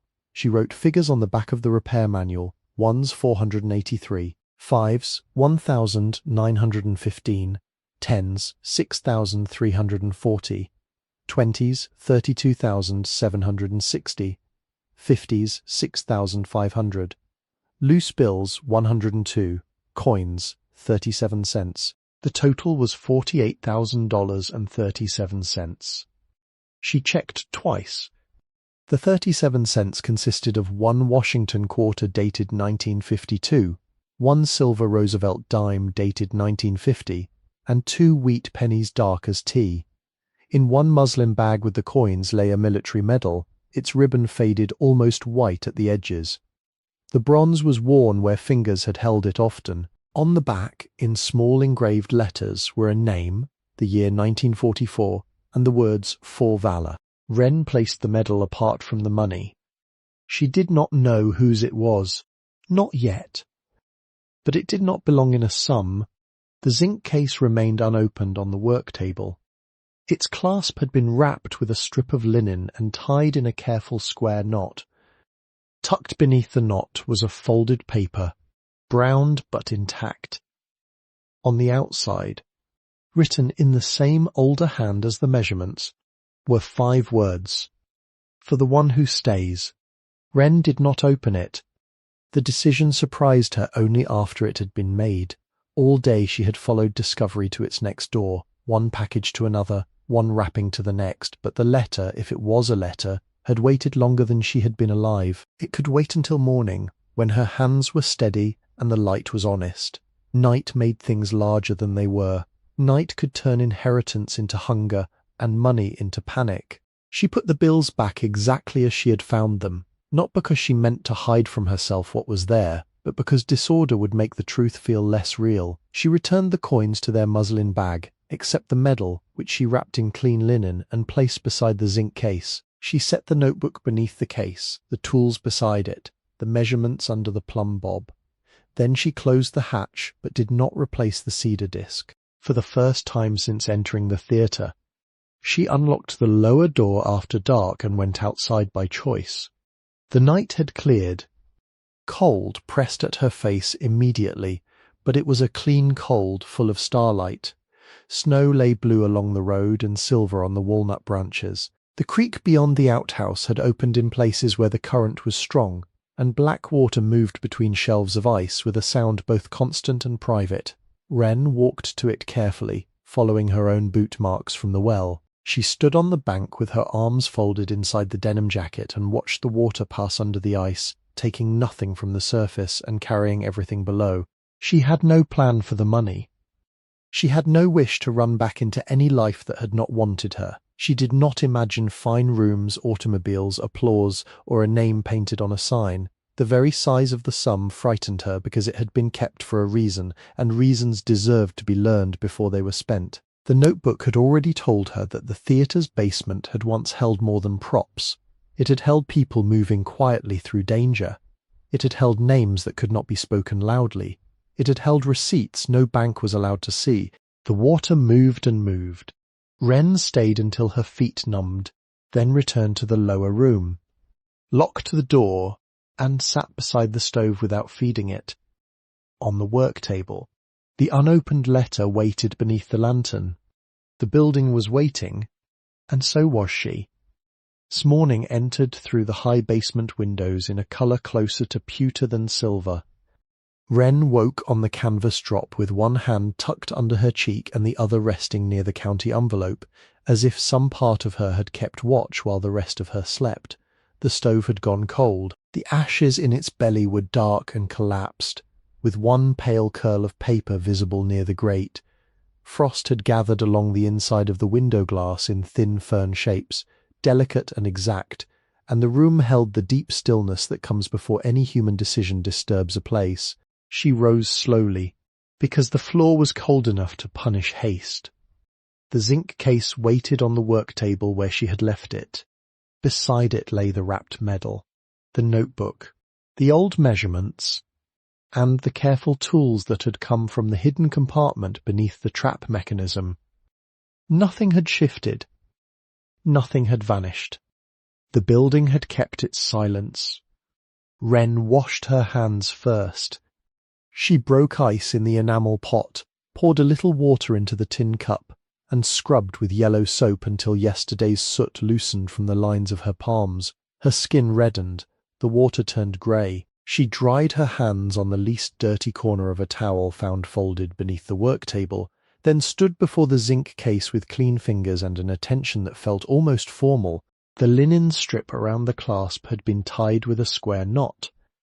Arthur had taught her to recognize the difference between a knot made to impress and a knot made to hold without vanity. This one had been dressed flat, the ends cut evenly, no wasted flourish. Wren loosened it with the awl point, unwrapped the strip and laid it aside. The clasp lifted after a faint resistance. The lid opened on hinges so stiff they gave a low, dry complaint. Inside was a letter wrapped in brown paper, and beneath it a second packet of folded sheets. She lifted the top letter first. The handwriting stopped her. Not because she knew it, but because some shapes resembled Arthur's hand in ways too fine to name at once. The same patient slant, the same exact cross on the T, the same habit of leaving generous space between lines, as though the writer had trusted silence to do part of the speaking. Wren had seen Arthur write labels on masking tape, measurements on scrap wood, warnings on rope tags. This hand was older, more rounded and more careful, but it belonged to the same family of motion. She carried the letter to the crate beside the stove. The paper had been folded twice, then once again, and the creases had darkened with age. She opened it carefully, easing each fold apart so no brittle edge would tear. At the top, in ink gone brown but still legible, was a date from the summer before the theatre closed to the public. Below it, the letter began. My dear one, whoever you are, if this paper has come into your hands, then either I have failed to find the person I meant it for, or time has chosen someone better than my intention. I'm writing from a narrow bed in St. Luke's Hospital in New York City, where Dr. Miriam Adelson has told me with kindness and no false sugar that the sickness in my blood will not be argued with much longer. She says weeks if I'm fortunate, months if God delays his hand, but no more seasons of lifting canvas, no more ladders, no more long nights waiting for footsteps at the loading door. My name is Miriam Celeste Vale.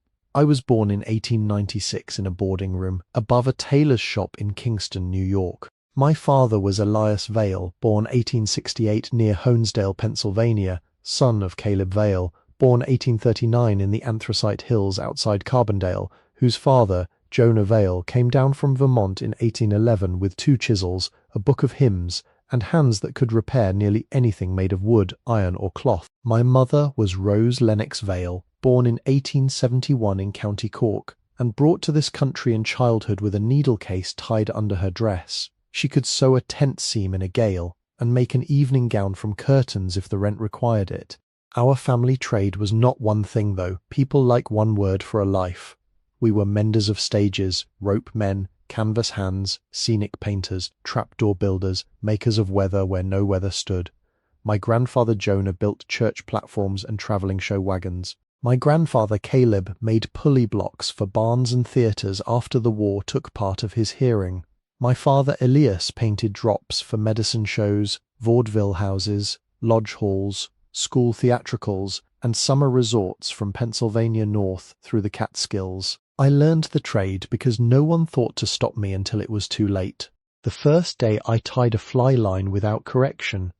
My father gave me a penny and took it back in the same breath, saying the reward for correct work was being trusted with more work. I disliked that lesson at 12. I have lived long enough to find it fair. Willow Creek opened in June of 1914 as a modest theatre attached to a resort that believed laughter could make a season profitable. I came first as my father's helper, then as painter, then as keeper of the lower rooms after his hands stiffened. When moving pictures pushed vaudeville aside, we adapted. When the hotels filled with families escaping city heat, we painted lakes brighter than the real lake and skies wider than God had made the ceiling. When war came, we hung Bond posters and blacked out windows. When war ended, the people returned thinner, older and louder, as though silence frightened them. The event that closed our trade did not happen in one day, though one date holds the fracture. On October 3rd, 1951, 2 men from Washington came to a theatre in Albany, where 3 performers from our circuit were questioned about names, meetings, songs, and loyalties. By Thanksgiving, radio work vanished for one, a passport was denied to another, and a comic who had never harmed anyone but pompous men with better suits could no longer get booked under his own name.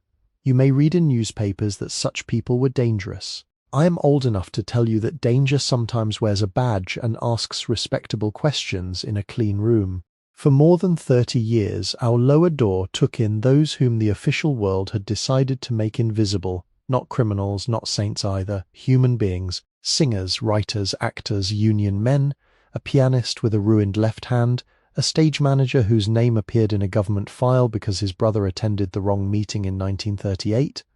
Some stayed one night. Some stayed 3. We fed them, mended clothes, changed hair, found train schedules, hid ticket money, and sent them on by back roads before dawn. The notebook in this case is not complete, but it is honest. Where a name is crossed out, it was done to protect the living. Where a stage name appears, the real name is nearby only if the person gave permission and had no family left to endanger. The money was not mine to spend freely. It came from door receipts, benefit nights, private gifts, and wages refused by people who wanted the next frightened soul to have a ticket southwest or simply away.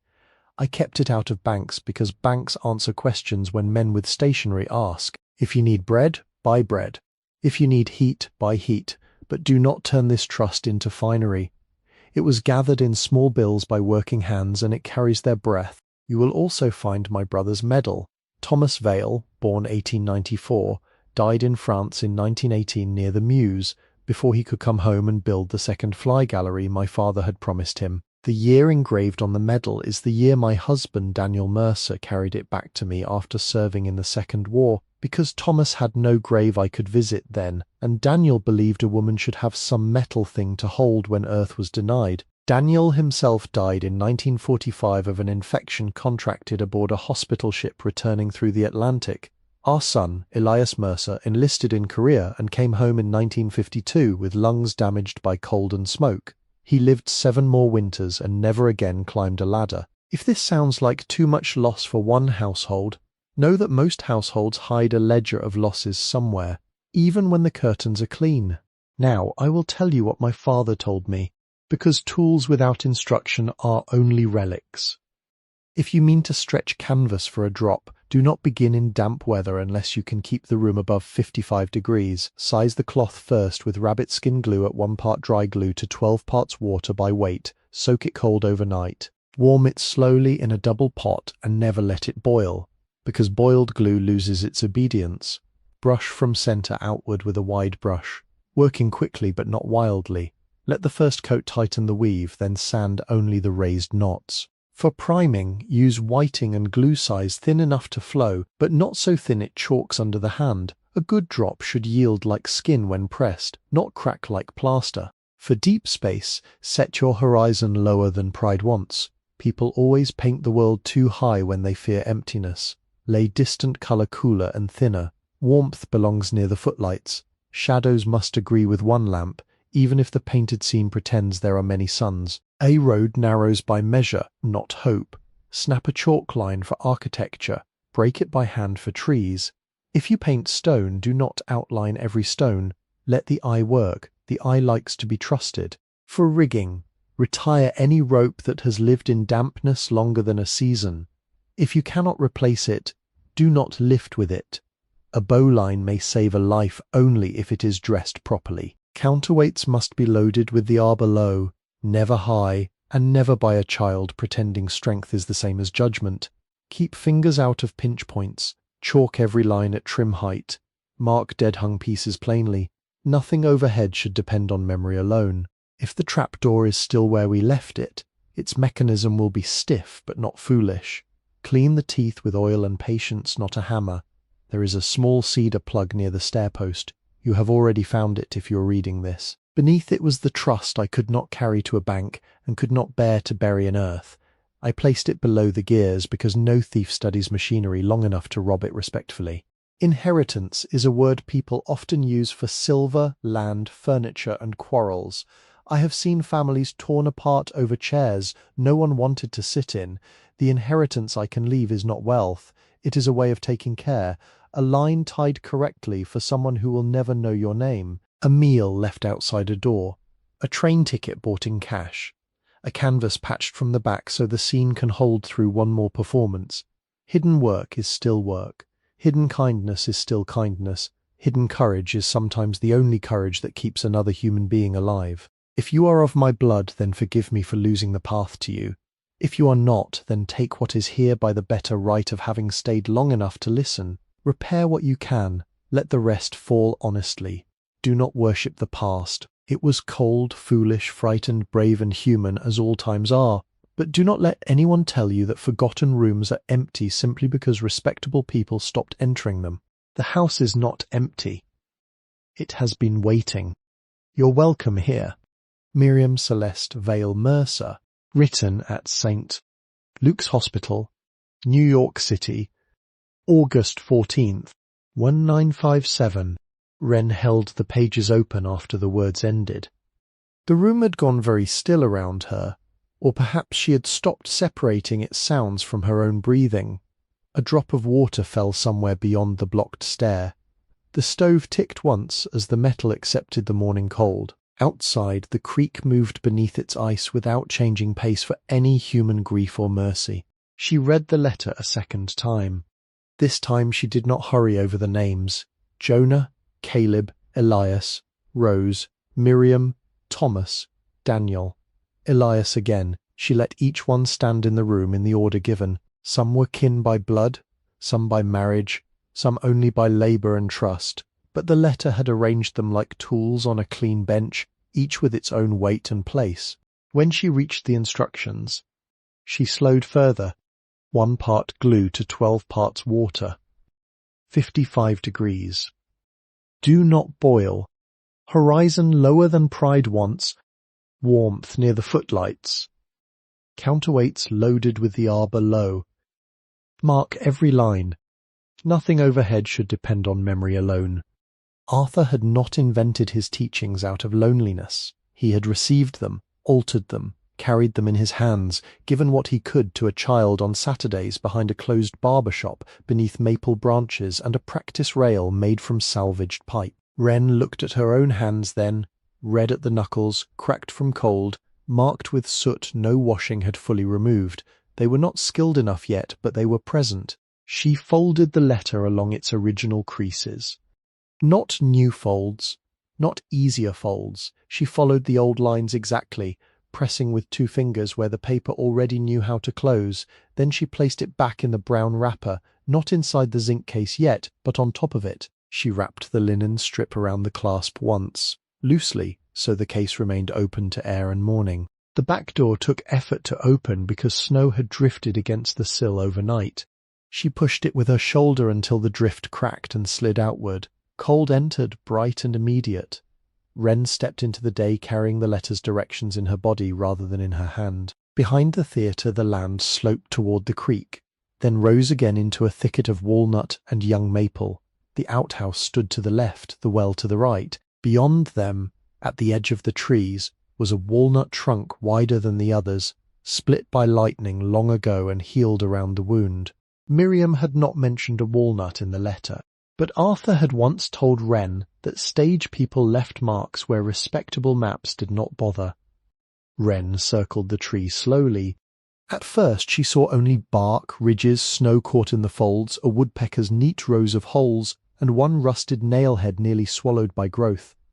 Then she noticed an iron object embedded shoulder-high in the living wood, the bark risen around it like water around a stone. It was a horseshoe, black with age, its open end turned upward, a stagehand's mark perhaps, a farmer's luck, a sign to those who knew to look. She stood before it for a long while. The horseshoe had not kept the theatre from closing. It had not kept war from taking men, or committees from ruining work, or illness from carrying Miriam to a city hospital bed. It had not kept Arthur alive. It had not kept Wren from being handed a trash bag at 18. But it had remained. That was not nothing. Remaining was sometimes the only honest work an object could do. She touched the iron with 2 fingers. It was so cold it seemed to burn. Back inside, she searched the prop room for the old heirloom object she had noticed during inventory, and not yet understood. It was a squat brass stage lamp with a cracked glass chimney and a round reservoir, tucked beneath a shelf of broken masks. Footlight perhaps, or a work lamp used backstage. Its wick had hardened into a black tongue, but when she unscrewed the burner she found the reservoir dry and clean. Beside it in the same box was a small wrapped candle, hand-dipped, beeswax gone the colour of old ivory. A paper strip around it read "Emergency Light, Lower Room, 1956. 60 years had passed since someone expected that candle to be useful.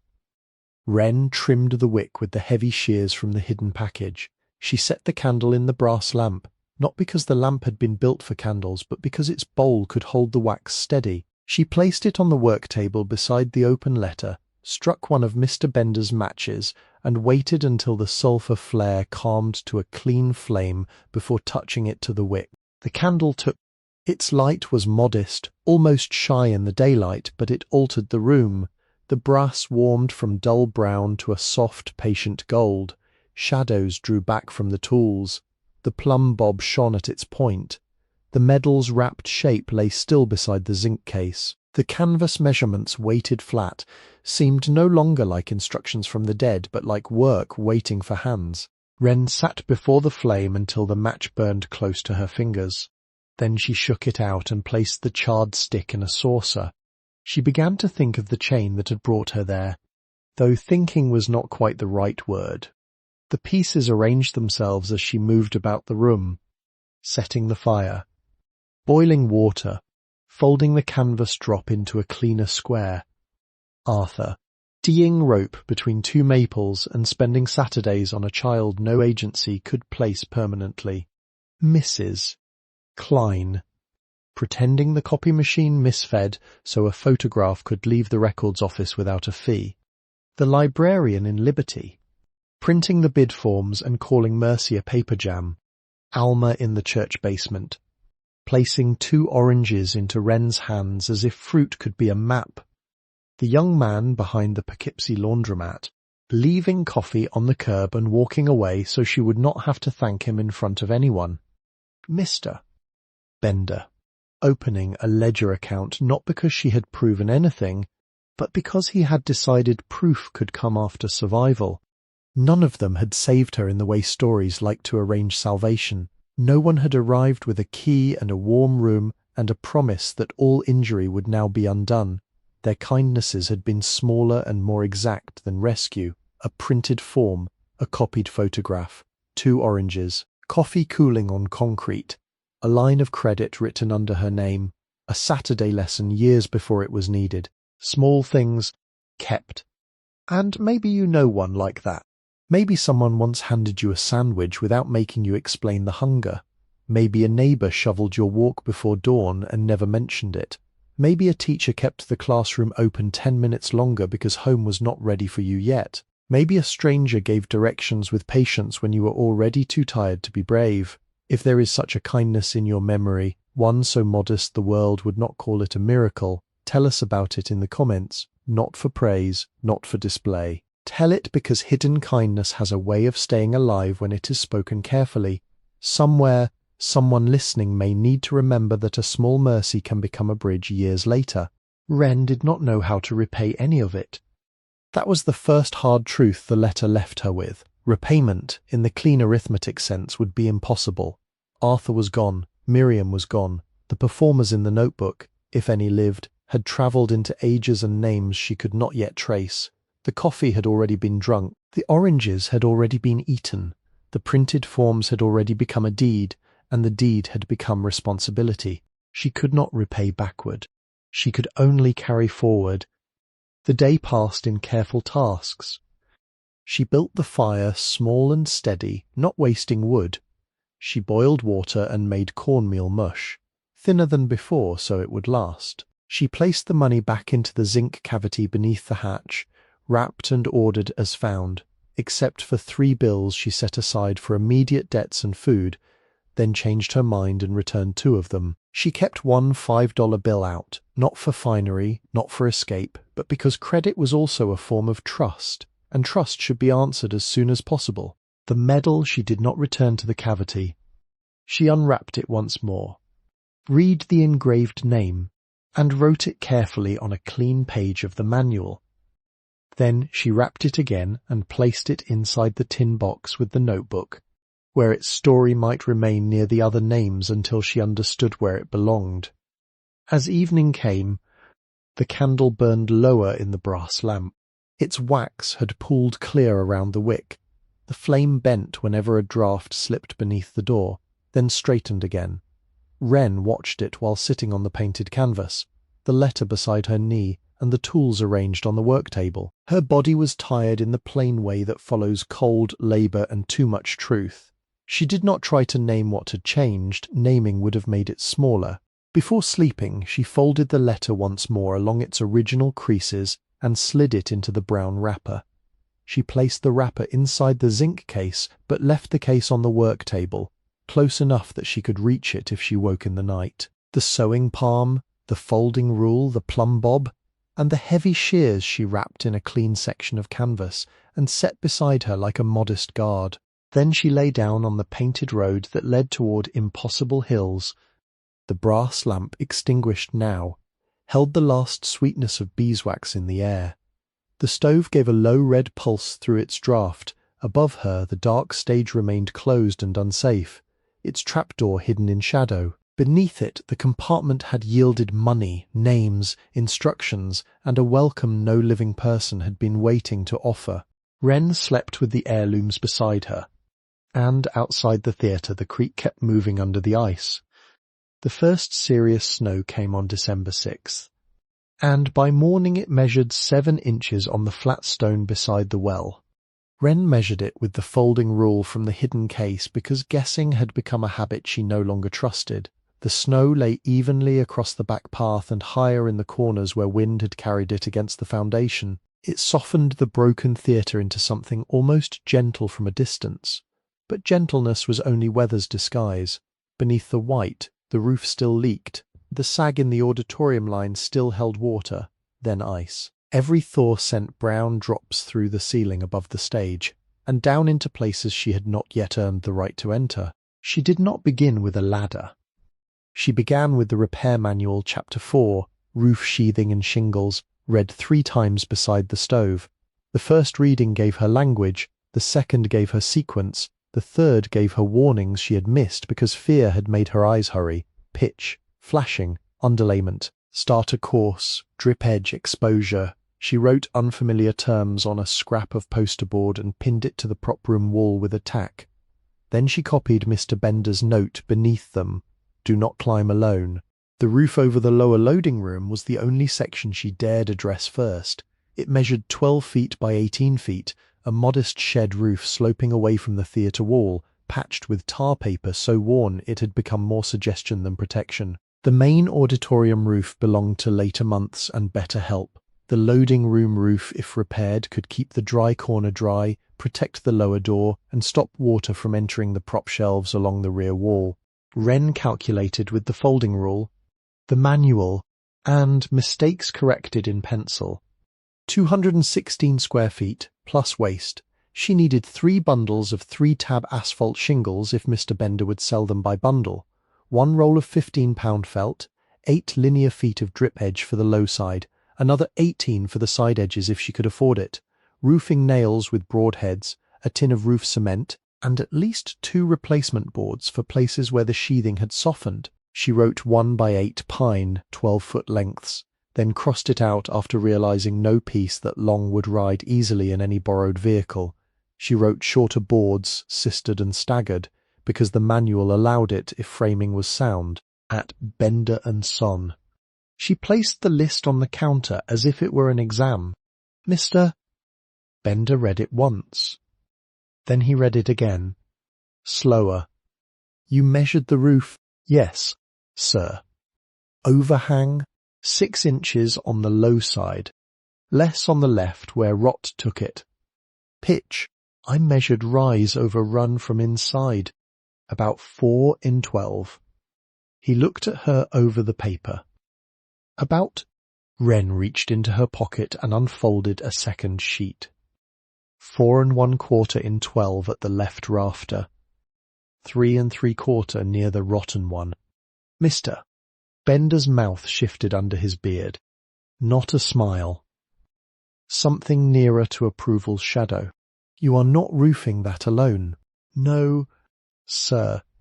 From the wall behind the counter he removed a roofing hatchet, not new, not polished. Its wooden handle dark where a palm had shaped it over years. The blade had been sharpened many times until its profile had narrowed. The gauge notch still showed clearly. He held it across both hands for a moment before passing it over. My brothers, he said. He roofed half of Bethel before his knees turned traitor. I cannot buy that. Did not ask you to. I should not take your brother's tool. You are not taking it. You're using it where it belongs. She accepted it with both hands. The elder who came with the hatchet arrived 2 mornings later in a faded brown pickup that sounded as if every bolt had its own opinion. His name was Samuel Pike, though Mr. Bender had called him Sam and warned Wren that he did not waste words. He had been a roofer for 43 years, most of them before harnesses became common and before any sensible person admitted that courage was often just poverty-wearing boots. He was narrow, bent slightly at the waist, with a nose reddened by cold and eyes the clear grey of river stones. He wore a wool cap, fingerless gloves over full gloves, and a canvas coat patched at both elbows. He stepped from the truck, looked at the loading room roof, and said, It leaks. Yes, sir. He looked at her ladder, then at her shoes. Bad ladder. Worse shoes. Yes, sir. Good. You see some things. He would not take pay. Wren offered the $5 bill she had kept out and then 3 times more in different forms, future work, cleaning, repairs, anything. Samuel shook his head each time, not irritated, simply final. Bender said Arthur Vale taught you line. Yes, sir. Then keep your feet under you. That was all the explanation he gave. They worked 11 days, not full days, because winter light was short and the wind on the roof could turn a hand clumsy in minutes. Samuel made her build staging first from sound planks and 2 borrowed sawhorses. He inspected every board by lifting one end and listening when it struck the ground. He rejected 3 without explanation until Wren saw the cracks herself. He showed her how to tie the ladder at the top with a rolling hitch and back up half hitches, then made her untie and retie it twice before he allowed her onto the first rung. Again, he said. She tied it again. Dress it. She flattened the knot. Now look at it. She looked. The first day they stripped the ruined tar paper and lifted only what they could cover before dark. Samuel used the roofing hatchet with short, exact motions, never theatrical, never hurried. Wren pulled nails into a coffee can and sorted salvageable boards from punky wood. The rot was worst along the wall where old flashing had failed. Snowmelt had travelled behind the tar paper and eaten the sheathing grain by grain. One rafter end had softened enough that Samuel cut it back with a handsaw and showed her how to sister a new length beside it, not merely nail a patch to the weakness. Sister needs bearing, he said. Yes, sir. Not decoration. They cut a sound 2x6 to span beyond the damaged section, clamped it alongside the rafter, drilled pilot holes and fastened it with carriage bolts Samuel had carried in a tobacco tin. He made Wren tighten the nuts herself, then check them after an hour because new wood sometimes seated under pressure. The chalk line came next. Samuel snapped it across the sheathing with blue chalk that dusted his gloves and marked the roof with a clean, stern path. "Line tells the truth," he said. Wren thought of Arthur and did not answer. On the fourth day, they laid felt from the low edge upward, each course overlapping the last so water would shed rather than enter. Samuel made her say the reason aloud before he let her nail. He corrected spacing with the blunt end of the hatchet. Too close. She moved the nail. Too proud. She struck again. That nail's proud. Pull it. She pulled it. He taught her the 3-stroke nail, though his own hand could do it in 2, first stroke to set, second to drive, third to seat flush without cutting the shingle. A nail standing proud would lift the course above it. A nail driven too deep would tear through in wind. The correct nail disappeared into service. Hidden work again, always hidden work. By the 7th day, Wren's shoulders burned from lifting bundles and her knees had learned the roof's pitch. The cold entered through her gloves whenever she handled shingles, and the asphalt grit worked under her cuffs. Samuel noticed everything and praised nothing directly. "Better," he said once, when she cut a shingle tab clean on the back of a scrap board. It carried her through the afternoon. On the 10th day, sleet came sideways, so they worked inside instead, reinforcing the underside of the loading room roof where water had darkened the old boards. Samuel showed her how to use temporary blocking without driving nails through the repaired surface above. He marked one brace with pencil. "Remove in spring." Wren circled the note so she would not forget. They finished on December 17th under a sky scrubbed pale by wind. The final course tucked under the wall flashing as neatly as the old structure allowed. It was not a pretty roof in the way new houses have pretty roofs. The shingle colour did not match the theatre's age. The drip edge shone too brightly against weathered wood. 2 boards inside remained stained from old leaks and would never look clean. But when Wren stood beneath the loading roof that evening listening to sleet strike above, no water entered. Samuel Pike packed his tools in the truck bed. Wren carried the roofing hatchet back to him. "Thank you." He looked at the tool, then at the repaired roof, then at her. "Keep it sharp." He drove away before she could decide whether that meant the hatchet was now hers. January made the brick confess. In December, the chimney had seemed merely old, leaning a little, stained by years of smoke and weather. By January, after freezes and thaws and the first weeks of steady stove use, Wren could see the damage plainly. Bricks near the top had begun to spool, their faces flaking off in thin red scales that fell onto the snow below. Mortar between the lower courses had powdered where water had entered, frozen, expanded, and retreated over many winters. If she pressed a fingertip into certain joints, sand came away. She stopped using the stove for anything but the smallest morning fire until she understood the repair. That decision cost comfort. The lower room returned to a harder cold, especially before dawn, when her breath whitened above the canvas bedding and the tin cup froze to the table if she forgot to empty it. Yet the manual Mr. Bender's warnings and the chimney itself all agreed. Fire asked for respect. A chimney could draw clean one week and betray the next if its throat loosened brick into the flue. She walked to Bender Son with her notes folded inside her glove. Mr. Bender read them, then came around the counter and pulled 3 sacks from different places in the store. Type N mortar mix, which he said was too hard for the oldest brick if used without thought. Hydrated lime, fire clay. He drew ratios on brown paper with his carpenter's pencil for exterior repointing. 1 part Portland, 1 part lime, 6 parts sand if she had to use modern material, but go softer where the old mortar was soft. For firebox and inner throat patches, 1 part fire clay, 1 part Portland, 3 parts sharp sand, just enough water to make it hold shape. Then he crossed out half of what he had written and muttered about old chimneys being arguments rather than recipes. Hydraulic lime would be kinder, he said. Do you have it? He looked annoyed at the question, not at her. 1 torn bag in back. Been there since before Sense left the county. He sold it to her as damaged stock. The bag was heavy enough that she could not carry it all the way by hand, so Mr. Bender drove it out himself in the store truck, along with a small pointing trowel, a brick hammer, a joint raker, a stiff brush, and a canvas bucket. He would not enter the theatre beyond the lower room until Wren had cleared a path wider than a man's shoulders, but he stood in the loading doorway and looked at the chimney through narrowed eyes. "Do not chase every crack," he said. "You will unbuild it trying to make it young. Yes, sir, cut out what is loose. Leave what still holds. Yes, sir. Dampen the joints before mortar. Old brick drinks fast. Yes, sir. And keep your mix covered. Lime does not like haste." For 3 weeks, Wren worked in temperatures that rarely climbed above the 20s. She built a windbreak outside with scrap flats and canvas so the mortar would not freeze the moment it met brick.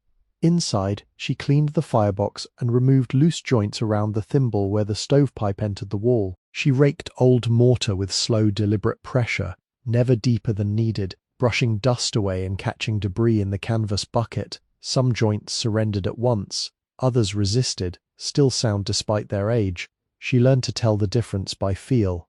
Her hands went numb every 15 minutes. At first she tried to keep working through it. That was foolish, and pain corrected her. She made a rule: when her fingers stopped obeying, she came down, warmed them around a tin cup of hot water, flexed them until feeling returned, then went back. The work advanced by inches. The body insisted on its own schedule. She mixed mortar in small batches in an enamel basin, measuring by volume with a dented soup can, lime, sand, fireclay where needed, water added slowly. Too wet and it smeared without strength, too dry and it crumbled before seating. The correct mix held on the trowel when turned sideways, then yielded under pressure into the joint. She pressed it in layers, packed from the back forward, struck the face slightly recessed to match the old work, and brushed the edges when thumbprint firm. Mr. Bender's phrase became law.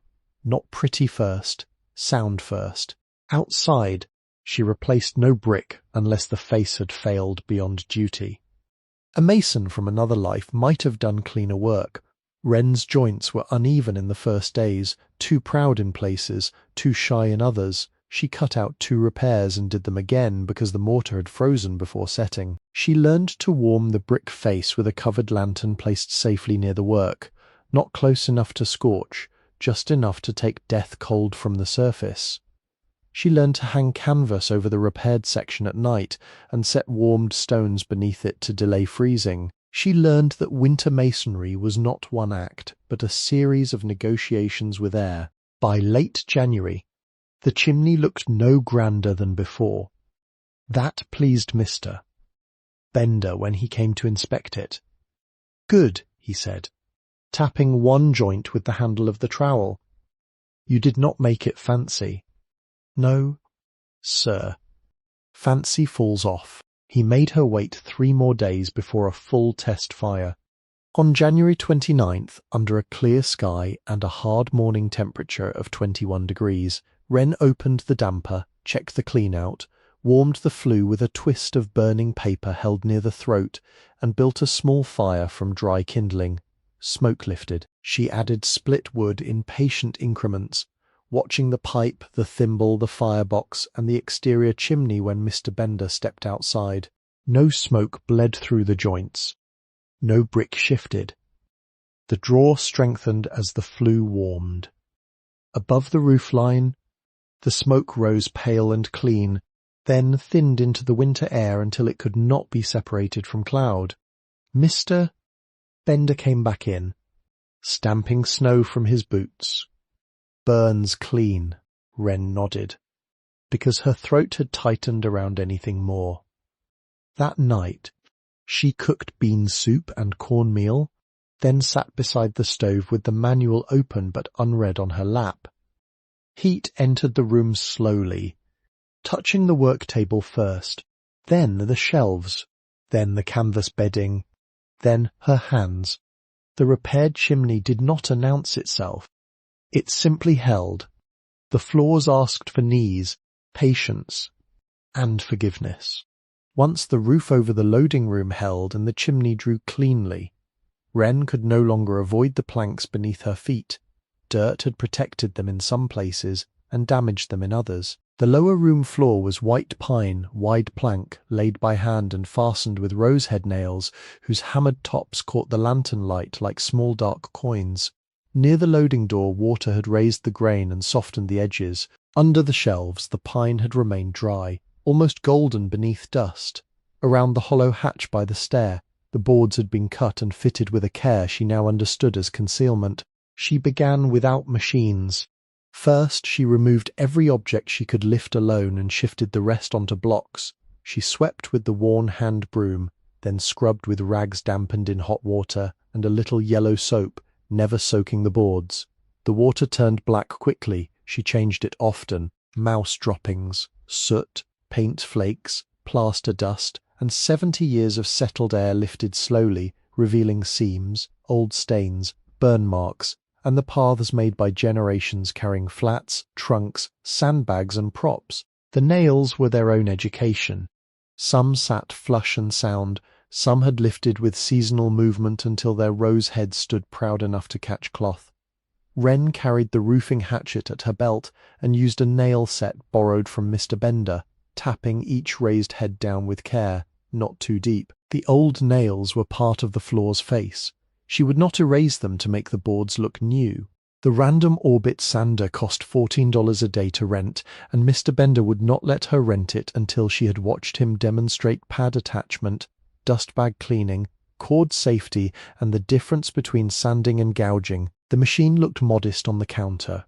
Red plastic body, round pad, black cord wrapped like a tail.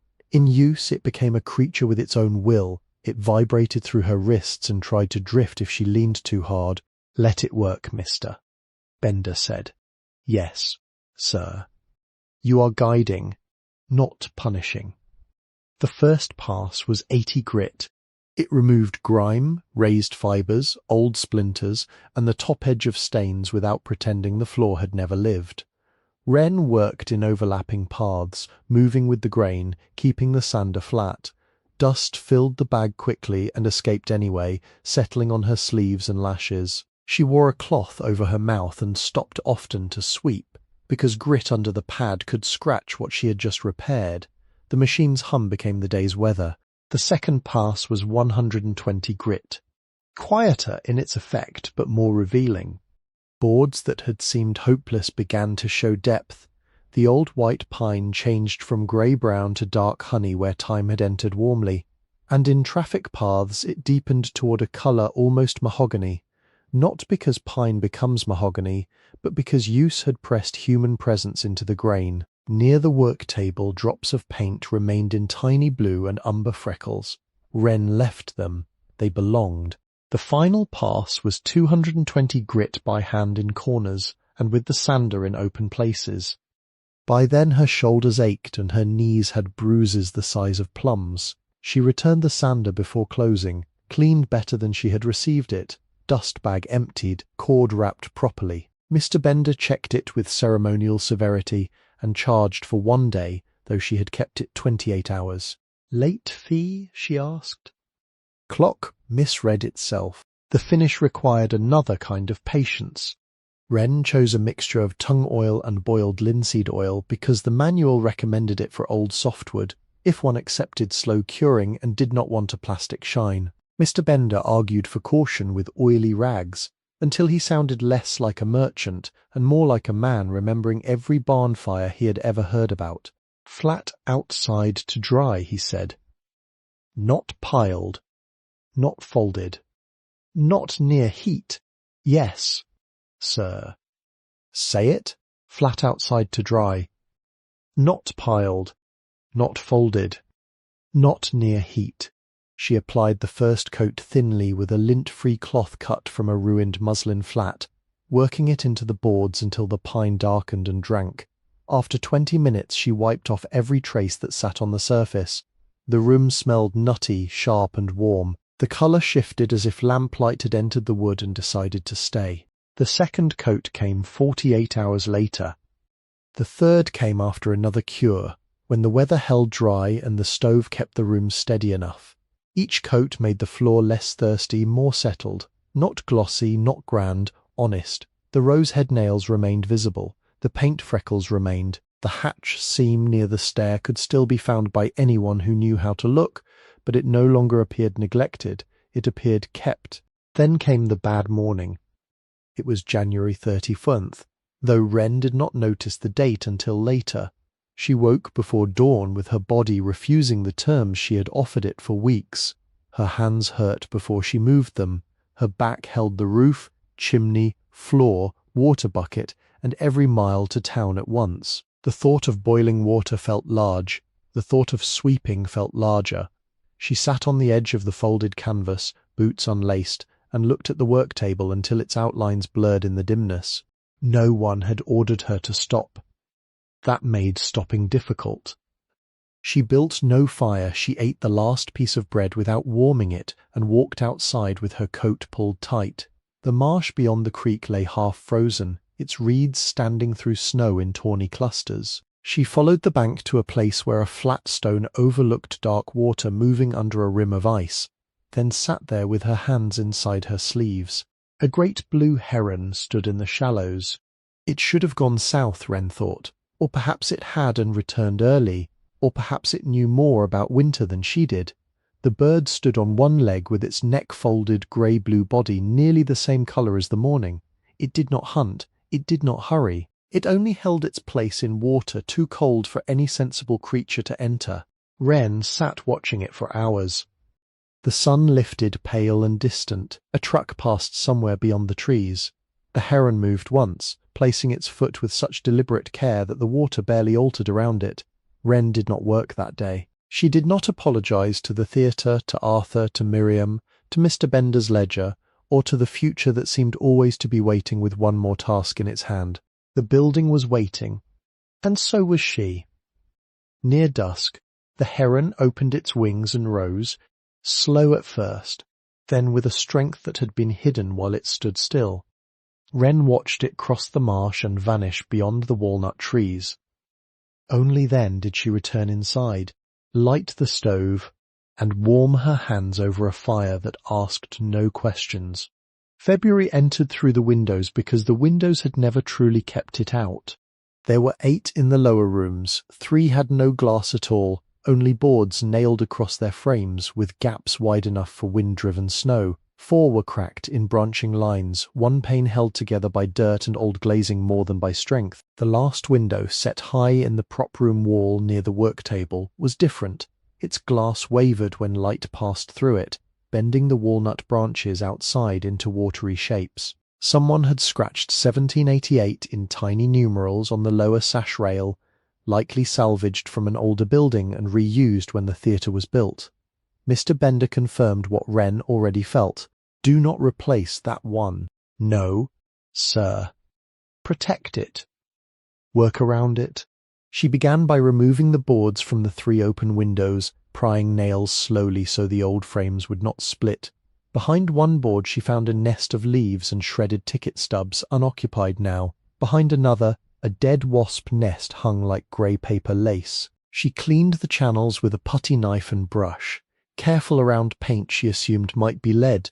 The manual advised a dust mask. She had only cloth and caution, so she dampened surfaces before scraping and folded debris into newspaper rather than sweeping it into air. Mr. Bender sold her salvaged glass panes from the back of the store. They came from storm windows removed during a renovation in Fallsburg, each pane wrapped in newspaper and leaned upright in a wooden crate. He showed her how to score glass with steady pressure, not force. The cutter held like a pencil but obeyed like a blade. The first score wandered. The break followed the mistake. Wren stared at the 2 useless pieces until Mr. Bender took them away and handed her another pane. Glass remembers hesitation, he said. She tried again. For glazing, he gave her a half-used tub of DAP 33 putty. Skin formed over the top but good beneath once he cut it away. He made her knead a lump in her palm until it warmed and softened, then roll it into a rope between both hands. Bed the pane first. press gently. Points set flat with the putty knife. Do not drive them like nails. Lay the face putty with the knife angled clean. One continuous bevel if possible, corners mitered by patience rather than luck. At the theatre, the work became slower than instruction.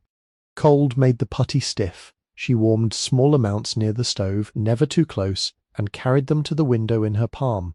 Each pane had to be set into a thin bed, so glass would not rattle against wood. She pressed glazier's points into the sash with the knife, feeling for the moment they seated, too much pressure, and the glass flexed in warning, too little, and the pane remained unsecured. The bevel line took practice. Her first looked like a poorly frosted cake. She scraped it out and did it again. The cracked windows required choices.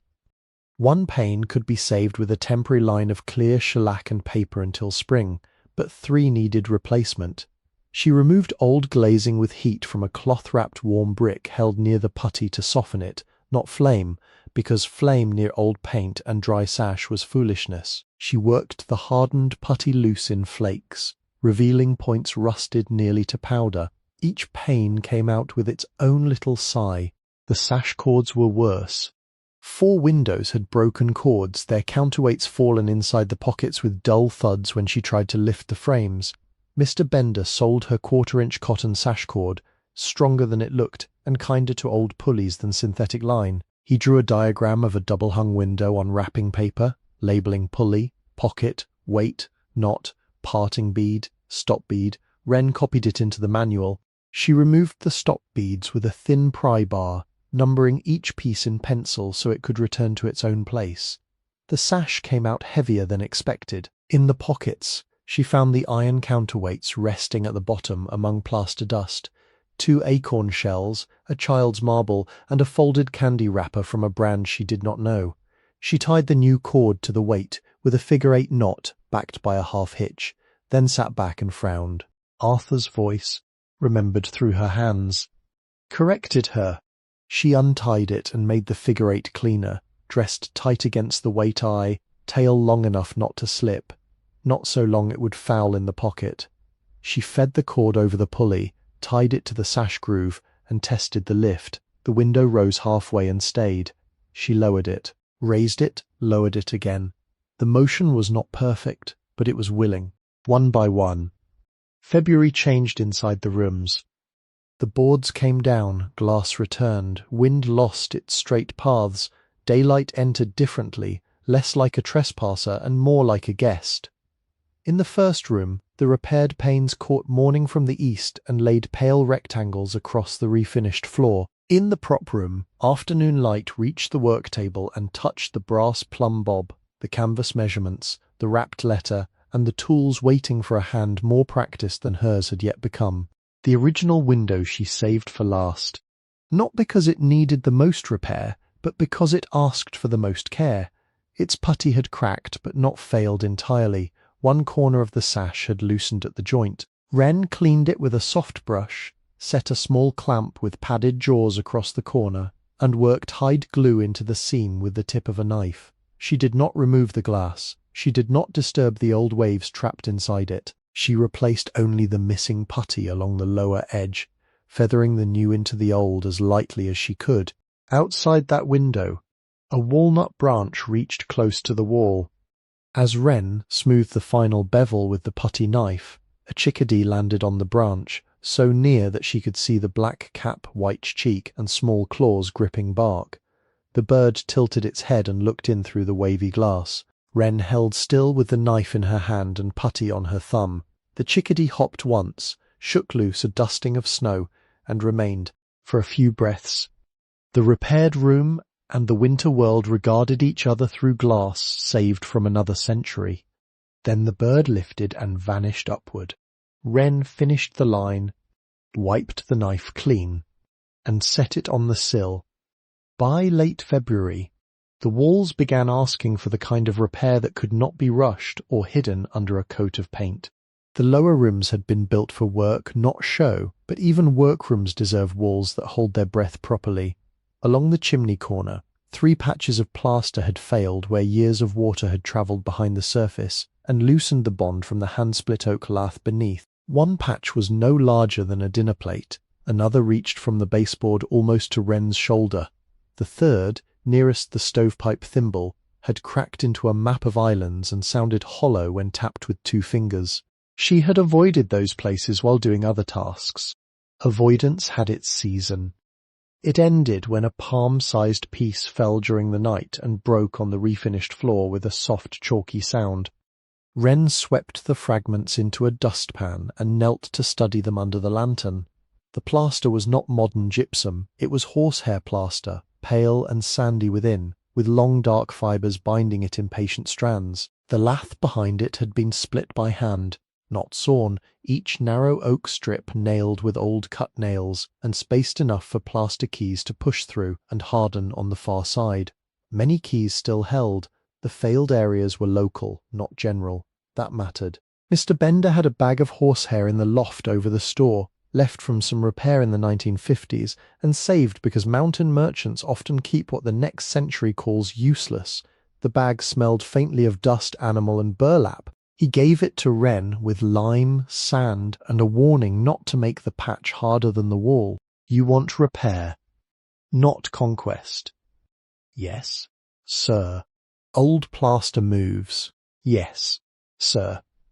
You move with it. She spent the first day cutting back only what had failed. She used a utility knife around the edges, then a small putty knife and patience, removing loose plaster until the remaining surface rang firm under a knuckle. She did not square the patches into neat shapes because neatness would have sacrificed sound material for appearance.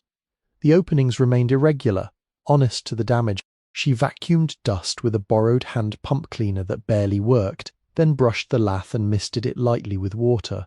Dry lath would steal moisture from new plaster too fast. The manual said so. Mr. Bender said so. The wall itself seemed to say so by how quickly the first droplets vanished into wood. The scratch coat came first. Lime, sand, and chopped horsehair mixed until the fibres disappeared into the mortar like fine roots.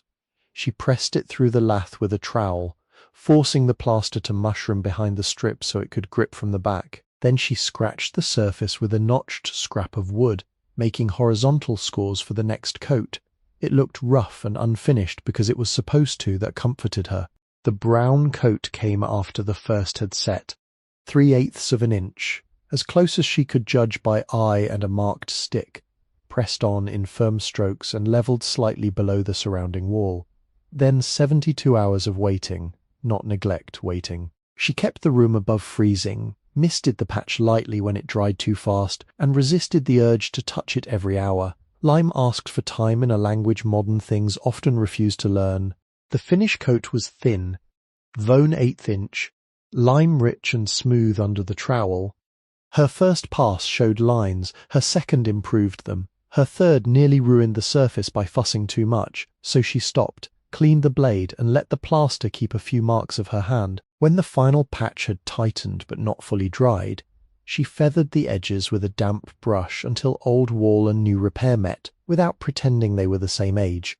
That evening, she stood with the lantern angled across the chimney corner. The patches were visible if one knew where to look. They would always be visible to her, but they were keyed to the lath, soft enough for the old wall, strong enough for service, and shaped by care rather than disguise. These patches will hold another 100 years. She did not say the sentence aloud. She let it settle inside the room, where quiet work often lasted longer than speech.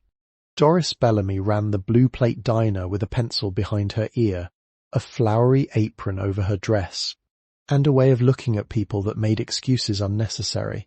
Her diner sat between the tire shop and the pharmacy, its front windows steamed in winter and propped open with spoons in summer. The sign outside showed a blue plate with a white rim, though the paint had faded until the plate looked more like a moon. Inside were 8 stools at the counter, 6 booths with cracked red vinyl, a pie case that hummed louder than it should, and a coffee urn that seemed never entirely empty. Men from the road crew came before dawn. Nurses came after night shift. Widowers came at noon and ordered soup they could have heated at home, because soup served by another person carries a different temperature. Wren entered only when she had a coin to spend or a question to ask. The first time, she ordered toast and hot water, then sat at the counter reading the roofing chapter with both elbows tucked close so she would not take up more space than she could pay for. Doris refilled the hot water without being asked. "You out at the theatre?" she said. "Yes, ma'am." Figured. Wren waited for warning or curiosity. Doris only set a small paper cup of grape jelly beside the toast. Cracked cup. Cannot sell it.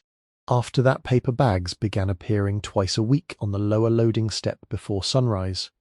At first, Wren thought they had been left by mistake. Inside were practical things: heel ends of bread, soup bones wrapped in butcher paper, 2 soft apples, a jar with only an inch of peanut butter left, day-old biscuits, a boiled egg marked with a pencil X. Nothing extravagant, nothing wasteful, everything usable. On the 3rd week, Wren carried the clean jars back to the diner and placed them on the counter. "I need to pay you." Doris did not look up from slicing pie. "You will. I do not know when. In candles when the shop reopens." Wren stood very still. Doris slid 1 wedge of apple pie onto a plate, wrapped it in wax paper, and added it to the returned bag. "People around here bought worse on credit from worse men. Take the food while your hands are working. I am not opening a shop. Not today." Doris turned to the next customer before Wren could object again. That was how some Mercies protected themselves, by refusing to remain in the room long enough to be argued with. Caleb Horn arrived on a blue Schwinn bicycle with 1 silver fender bent upward and a milk crate wired to the back. He was 15, narrow as a fence rail, with hair that refused to lie down and wrists showing too far from the sleeves of his jacket. The first time he came, Wren found him standing outside near the woodpile with a splitting maul over one shoulder, looking at the theatre as if he had been sent to the edge of a story he did not fully believe. "My mother said," he began. Then he stopped. Wren waited. "My mother said you need wood split. I do. I can split. I cannot pay much." He shook his head quickly, almost offended. Not pay. The maul head was old, its handle newer and too smooth for his hands. Wren watched him set a round on the chopping block, adjust his stance, and swing. The first strike glanced off. The second split the round but sent 1/2 into the snow. He flushed, retrieved it, and set another. "Slow first," Wren said. "Then hard." He looked at her. "That is what I was taught with rope." Caleb nodded once, then changed his feet before lifting the maul. By the end of the morning he had split enough maple and ash to stack beneath the repaired loading roof. His cheeks were red from effort, and he had a blister rising at the base of his thumb. Wren brought him hot cornmeal in a tin cup and a biscuit from Doris's bag. He accepted the biscuit, but not the cornmeal. "My mother said not to eat you poor." The words came out before he could inspect them. Wren looked at the cup, then at him. "Your mother is careful." He nodded. "Miserable. Take the biscuit, then." He did. Over the next weeks, Caleb came when school let out, and on Saturdays when snow did not close the road. He split wood, carried glass, held sash steady while Wren tied cords, and learned knots with the fierce embarrassment of a boy who wanted to be useful before anyone could call him kind. He never asked about the money. He never entered the prop room unless invited. Once, while stacking kindling, he said, "My grandmother saw shows here." What did she remember? Laughing, he said. And men coming in the back sometimes. She said not to ask. Wren placed another split log on the stack. She was probably wise. Caleb looked toward the walnut trees. My mother said, "About your grandfather."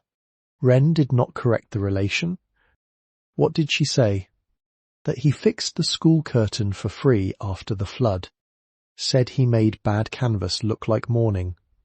The boy picked up the maul again before the silence could become too heavy. His next strike split the round clean. Reverend Boyd walked past every morning, whether the road needed walking or not. He served a white clapboard church 2 miles closer to town, a building with a bell that rang slightly off pitch and a graveyard sloping toward a field. He was a tall black man in his late 60s with a grey moustache, long overcoat, and a dark felt hat brushed so carefully it seemed part of his office. In fair weather he carried a walking stick. In snow he carried nothing, as if balance were a private agreement between him and the earth. At first, Wren saw him only from a distance. He would come along Willow Creek Road just after first light, pass the Headless Lion at the old gateway, continue to the culvert, turn, and return. When he reached the theatre path, he tipped his hat without slowing. Wren lifted a hand from the loading door. That was all. On the 10th morning, he stopped. "You Miss Vale?" "Yes, sir." "Boyd." "Church down road?" "Yes, sir." He looked at the repaired roof, the woodpile, the cleared path, the smoke rising from the chimney. He did not ask whether she was alone. He did not ask why she had come. He did not offer the kind of help that required surrendering privacy in exchange. "I pass daily," he said. "I have seen you. If trouble comes, sound carries down this valley better than people think." Wren nodded. He tipped his hat again. "Lord keep you." 4 words. Then he continued walking. After that, those words became part of the morning weather. Some days he spoke them from the road. Some days in sleet or hard wind, he only lifted his hand and let the prayer remain implied. Once, when Wren was wrestling a sash back into place and had put a smear of glazing putty across her forehead, without knowing, she heard the words through the open window and nearly laughed, not loudly, not in a way anyone else could hear. The sound startled her because it had not been called for by politeness or fear. Reverend Boyd never crossed the threshold until spring, and even then only when asked. His kindness was not possession. It walked past daily and left the door belonging to her. Wren postponed the cellar until February 11th. She wrote the date at the top of a clean page because certain tasks require a witness, even if the witness is only paper. The cellar lay below the prop room, reached by a short stair hidden behind a warped door near the rear wall. She had known it was there since the first week, but knowing and entering were not the same. The door was swollen in its frame, the latch rusted, and the cold breath that came through the bottom crack smelled of stone, earth, and water older than the theatre. She brought 3 candles, a lantern, a coil of sound rope, chalk, the roofing hatchet, and a length of board to test each step. The stair descended 7 granite steps, narrow and steep, worn down in the centre by feet long gone. She brushed each tread before trusting it. The walls on either side were fieldstone, unmortared in places and damp to the touch. At the bottom, the cellar opened into a room roughly 12 feet by 15 feet, larger than she expected, with a fieldstone floor laid unevenly but firmly. The ceiling beams were low enough that she had to bow her head. White mineral bloom feathered across some stones. A root as thin as twine had found its way through one wall and hung there like a question.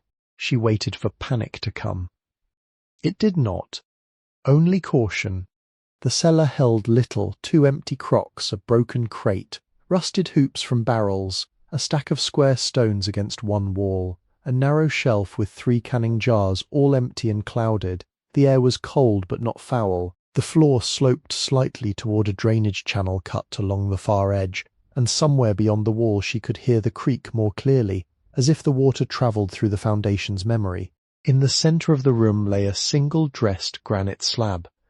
It did not match the fieldstone floor. The slab was rectangular, 4 feet by 2.5, its top smoothed by tools and age. At one corner, carved shallowly into the stone, was a craft mark, a small painted drop symbol rendered in line, like a rectangle of canvas hanging from a pipe, with 2 crossed ropes beneath it. Wren knelt and brushed dust from the carving. The mark was deliberate, too deliberate. She slid her fingers along the slab's edge and felt no easy lift point. It was heavy enough that moving it alone would have been foolish even if she had wanted to. She did not. The house had already taught her that not every closed place should be opened the first day it is found. Some discoveries are doors, some are dates waiting for their proper season. She wrote the slab's dimensions in her notebook and left it where it lay. On the way back up, the small thing found her. Her shoulder brushed the wall on the third step from the top, and a dry scrap of wood shifted beneath the tread. Wren stopped, candle held low. Under the lip of the third step, wedged between granite and sidewall, was a small oak box no longer than her hand. It had been placed there carefully, not dropped. Dust had sealed its edges. A spider had made an abandoned web across one corner. She eased it free with the awl. The lid opened without a lock. Inside, wrapped in a square of faded blue cloth, lay a brass key and a tintype photograph. The key was unlike the county keys, older, heavier. Its bow had been shaped like the same craft mark carved into the granite slab, a hanging drop with crossed ropes below. The shaft was narrow, the bit cut in a pattern too specific for any ordinary door she had seen in the building. She held it against her palm and felt its weight settle there. Small but certain, the tintype had darkened at the edges. She carried both upstairs before studying the photograph properly in better light. At the work table, she set the key on the canvas measurements and angled the tintype toward the window. A young woman stood in front of the theatre, or rather in front of the lower loading door before rot, snow and county notices had touched it. The woman was 25 perhaps, wearing a long dark skirt, white shirtwaist and work apron. Her hair was pinned back, but wisps had escaped near her temples. In one hand she held a scenic painter's maulstick. Behind her, leaning against the wall, was a partially painted canvas drop showing a road, a cypress line, and hills in the distance. The face made Wren sit down. Not identical. Time never repeats itself so plainly. But the shape of the eyes, the long line of the mouth at rest, the slight inward attention of the expression, the way the young woman stood with her weight balanced and shoulders quiet, it was close enough to feel less like resemblance than recognition. On the back, written in ink faded brown, were the words, Miriam Celeste Vale, daughter of Elias Vale, age 25, summer of 1921. Wren placed the tintype beside the letter. Then she placed the brass key on the mantel over the stove, where its shape caught light in the evenings and offered no explanation. She did not know what it opened. The theatre had more patience than she did, and for once she chose to borrow some of it. Spring did not arrive as a kindness all at once. It came by retreat. Snow drew back first from the base of the walnut trees, leaving dark rings of wet leaves around each trunk. Then it withdrew from the south side of the theatre, exposing broken clapboard, old nails, a lost spoon, and the brittle stems of last year's weeds. The creek grew louder with snowmelt until its winter murmur became a voice that filled the valley day and night. Ice broke along the edges and travelled downstream in dull white plates, turning slowly before vanishing around the bend. The air changed before the trees did. It carried mud, thawed bark, wet stone, and the faint sourness of leaves returning to themselves. Walnut catkins appeared, green-brown and modest, hanging from branches that had seemed dead a week before. The chickadees became argumentative. The yellow dog from the neighbour's yard began wandering farther down the road, not barking now, only sniffing the repaired loading door and accepting bits of biscuit with grave courtesy. Wren's list for March was long enough to frighten a stronger person. Exterior siding, drainage, main roof petition, safe access plan, more chimney work above the roofline, pest proofing, a proper bed, paid work in town, research on the names in Miriam's notebook, a letter to the safety office, a ledger of every dollar used and every dollar untouched. The list grew by itself whenever she turned a page. But one decision brought quiet. She would not begin the craft that spring. The tools were there, the instructions were there, the work table was clear enough, the preserved window gave light. Some part of her wanted to stretch canvas immediately, to prove that inheritance had not mistaken her. That part was young and hungry. Another part, slower and more exact, knew that beginning too soon would turn a gift into performance. She would order materials with one coin, Not with bundles of hidden bills, not with haste. One coin from the muslin bag, exchanged carefully, recorded in the ledger, used for glue, whiting, and small practice cloth. She would make samples no larger than window panes. She would learn how glue behaved at different temperatures, how canvas tightened, how pigment sank or floated, how a line changed when viewed from across the room. She would ruin small things first, as every honest apprentice should.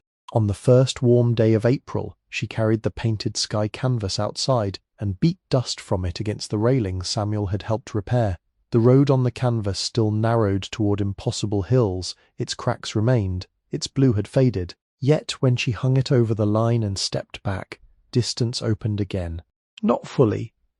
Enough. The house was patient. So was she. 2 winters later, in December of 2024, Wren finished her first full canvas drop in the restored lower room of the Willow Creek Theatre. She did not call it finished at first. She called it done for now, which was a phrase Arthur had used when a thing was as honest as the hand could make it that day. The canvas measured 12 feet wide and 9 feet high, modest by the standards of theatres that once lifted skies into rafters, but enormous to the girl who had begun with samples no larger than dish towels. It hung from a pipe suspended between 2 repaired wall brackets, not over anyone's head, not yet, just high enough to be studied from across the room. The scene was a road after rain, not the old cypress road from the bedding canvas, though that had taught her more than any book. This road belonged to the Catskills. It curved past a stone wall, narrowed toward a stand of dark hemlock, and vanished where mist gathered low between hills. The foreground held wet leaves, each suggested rather than counted. The distance cooled into blue-grey. The horizon sat lower than pride wanted. Warmth remained near the imagined footlights, just as Miriam had written. Wren had made mistakes into the work, and then made work through the mistakes. The first sizing had tightened unevenly, so she learned to brush faster without panic. One batch of glue had overheated and lost obedience, exactly as the letter warned, and she threw it out rather than pretending. A painted stone wall had become too fussy, every stone outlined like a school exercise, so she washed it back and let the eye do its share. The final mist took 4 attempts. The 4th was not perfect. It breathed. On the morning she accepted the drop as complete. Snow tapped against the repaired windows with the light sound of fingertips. She stood 20 feet away, arms folded inside her wool sweater, and looked until the road on the canvas no longer looked like paint alone. It had begun to hold space. The lower rooms by then had changed without becoming polished. The refinished pine floor carried rugs in only 2 places, both woven and second-hand, both placed where winter feet most needed mercy. The stove had a proper hearth pad beneath it and a kettle on top. The chimney drew clean. The plaster patches near the corner had cured into the wall with their faintly visible edges, and Wren had never painted over them because she liked seeing where repair had happened. Shelves held labelled jars of tacks, grommets, chalk, charcoal, glue flakes, and pigment. Ropes hung where they belonged, not the old rotten ones for lifting, but new line dressed in coils and marked by purpose. The prop table had become a workbench. The preserved wavy glass window still bent the walnut branch into another century every afternoon. There was a narrow bed now in the first room, made from a repaired cot frame and a real mattress bought used, cleaned and aired for 3 days in sun. Beside it stood a crate turned upright for a nightstand holding a lamp, the practical repair manual. Miriam's letter wrapped in brown paper, and Arthur's rain-softened masking tape inside the old library card sleeve. The brass key remained on the mantel for nearly 2 years before it chose its lock. The choosing happened after a storm. A heavy wet snow fell on December 17th, breaking 2 limbs from the old walnut behind the theatre. One limb split from the trunk near the embedded horseshoe and tore away a long plate of bark as it fell. Wren heard the crack from inside while stitching webbing to the top of the finished drop. It was not the sharp break of small wood, but the deep, slow surrender of something that had held longer than anyone asked. By morning, the storm had passed. She went out with a saw, rope, and Caleb, who was taller now and had traded the blue Schwinn for a dented pickup that started only after persuasion. Together they cut the fallen limb into manageable lengths, stacking sound pieces for future work and setting brush aside for spring burning. Caleb reached the trunk first and called her name without raising his voice too much. There, where the bark had torn away below the horseshoe, was a brass plate set into the wood. The tree had grown around it for decades, nearly swallowing its edges. Only the storm damage had exposed the keyhole, narrow and dark, shaped unlike any door lock. Wren stood before it with snow melting through the knees of her work pants. Then she went inside, took the brass key from the mantel, and returned without speaking. The key entered as if it had been waiting for no other hand. It resisted at first, then turned with a careful pressure that travelled through her wrist. A small concealed door, no larger than a book cover, loosened within the trunk. Caleb stepped back. Wren opened it. Inside was a cavity lined with tin. Within it lay a folded 48-star flag wrapped in oilcloth, its fabric dry, its colours dimmed but whole. Beneath the flag was a note sealed in wax that had cracked along one edge. Wren carried both inside before opening them, because some objects should not be read in weather. The note was dated November 11th, 1919. The hand was not Miriam's, though Wren knew the family of it by then. Stronger strokes, a heavier pen. The writer signed herself Rose Lennox Vale, mother of Miriam, wife of Elias, born in Cork and made American by labour, grief and stubbornness. She wrote that the flag had flown in the churchyard on the first Armistice Day after the Great War, then had been given to the Vale family because Thomas's name was read among the dead, and no body had come home to receive flowers. She wrote that Elias could not bear to keep it in the house, where every fold seemed to accuse the empty chair, so she sealed it in the walnut near the theatre beside the horseshoe for luck and iron for remembrance. The note was short compared with Miriam's letter, but it carried its own weight. If a child of ours finds this, Rose had written, "Do not leave grief locked away forever. Take it out when the country remembers, and let it breathe. Then put it back clean and dry, because remembering is also maintenance." Wren read that line several times. Caleb stood near the stove, hat in both hands, pretending not to watch her face. He had become more careful with other people's silences as he grew. Outside, snow slid from the walnut branches in soft falls. The finished canvas road hung in the workroom behind them, mist waiting between painted hills. The medal from the hidden tin found its proper place the following spring. Wren had spent months tracing names through county records, library archives, cemetery indexes, and one patient historian in Albany who answered letters with typed pages and photocopied clippings. Thomas Vale's name appeared on a memorial stone at the Sullivan County Veterans Cemetery, though his remains lay overseas. On Memorial Day, May 27, 2024, Wren carried the medal there wrapped in linen, along with a small bunch of lilacs cut from a bush near an old cellar hole on the road to town. She did not leave the medal in the grass. She held it while standing before the stone, then read Thomas's name aloud, once in a voice low enough for the morning to keep. Afterward she brought the medal home and placed it in a shallow frame beside a card bearing the date, the war, and the words Miriam had given. Some metal thing to hold when earth was denied. The frame hung not in pride of war, but in witness to cost. The money remained mostly where it had been found. That was the part many people in town never understood because Wren never explained it fully. Rumour, being lighter than truth, travelled faster. Some said the county had given her a grant. Some said she had a settlement from the state. Some said Arthur Vale had left money and the lawyers had finally found her. Doris heard all of it from the diner counter and repeated none.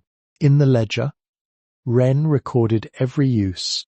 3 silver coins were exchanged in the first year through a reputable dealer Mr. Bender knew, and the money from them paid for glue, whiting, raw umber, ultramarine, lampblack linen thread, and enough canvas for practice. Later, 2 old bills too damaged to preserve were evaluated and used towards safe electrical work in the lower rooms, done by a licensed man from Livingston Manor who allowed Wren to watch and ask questions as long as she did not touch the panel. Everything else returned to the zinc compartment after being counted, photographed, sleeved and documented. The bills, ticket money, notebook and records were sealed in archival envelopes purchased slowly, not all at once. On the inside of the zinc lid, Wren taped a page of her own ledger for repair, shelter, food, lawful taxes, preservation, and the next one. She did not yet know who the next one would be. That uncertainty did not trouble her as much as it once might have. The people who kept the money before her had not known her name either. The shop reopened so quietly that some people missed it for weeks. There was no grand sign at first, no advertisement in the paper, no ribbon, no speech. Doris placed an index card on the corkboard near the diner register, between a notice for firewood delivery and a lost cat that had already returned home. The card was written in Wren's hand. Canvas repair, small stage drops, hand-painted backdrops, BY appointment, leave name with Doris. Doris pinned it straight, stepped back, and adjusted it by less than a quarter inch. The first job came from the church, a torn pageant backdrop painted with Bethlehem Hills too green for December. Wren patched it from the back, matched the sky as gently as possible, and reinforced the top sleeve so it would not tear again over the children's heads. Reverend Boyd paid with a cheque from the church account and a jar of peach preserves from a parishioner who had decided payment should have more than one form. The second job came from a school drama teacher in Liberty whose flats had warped in storage. The third came from a summer camp needing a forest scene. The fourth came from a photographer who wanted a painted parlour wall that looked real but not too real. By the end of the second winter, Doris kept a mailing list in a spiral notebook behind the pie case, 43 names, then 47, then 51. If one counted a theatre group in Albany that wrote asking whether Wren could restore a border drop with water damage and smoke staining, she answered slowly and honestly. Some jobs she refused, too large, too unsafe, too hurried. Some she accepted with conditions: bring photographs, do not fold wet canvas, do not store drops in plastic, no work suspended overhead without inspection. People learned that her yes meant yes and her no usually protected them from something they had not considered. Caleb returned with the sign in April. He had been absent for almost 3 weeks, which meant either school, work, or secrecy, and Wren had learned not to pry before a thing was ready to stand in daylight. He arrived near evening in the dented pickup, the object wrapped in a quilt in the bed. Doris came behind him in her own car, which told Wren the secrecy had accomplices. Reverend Boyd walked down from the road and leaned on his stick near the walnut tree. Mr. Bender arrived last, claiming he had come only to deliver screws. Caleb would not let anyone help him unwrap it. The sign was cedar, hand-carved, 6 feet long, with letters cut deep and painted cream against a dark green ground matched to the old theatre trim. The top line read Willow Creek Backdrops. Below it, smaller but clear, was Vale Daughters. Wren looked at the plural word until the evening lost its edges around her. I can change it, Caleb said quickly. If it is wrong. Doris made a small sound from the path but did not speak. Caleb held the sign by both ends, suddenly 15 again despite his height. I looked up old shop signs. They used sons all the time, even before sons were born. Mr. Bender said daughters would not hurt anybody. Mr. Bender grunted. Did not say it like that? Reverend Boyd smiled with only one corner of his mouth. Better plural. Wren touched the carved letters.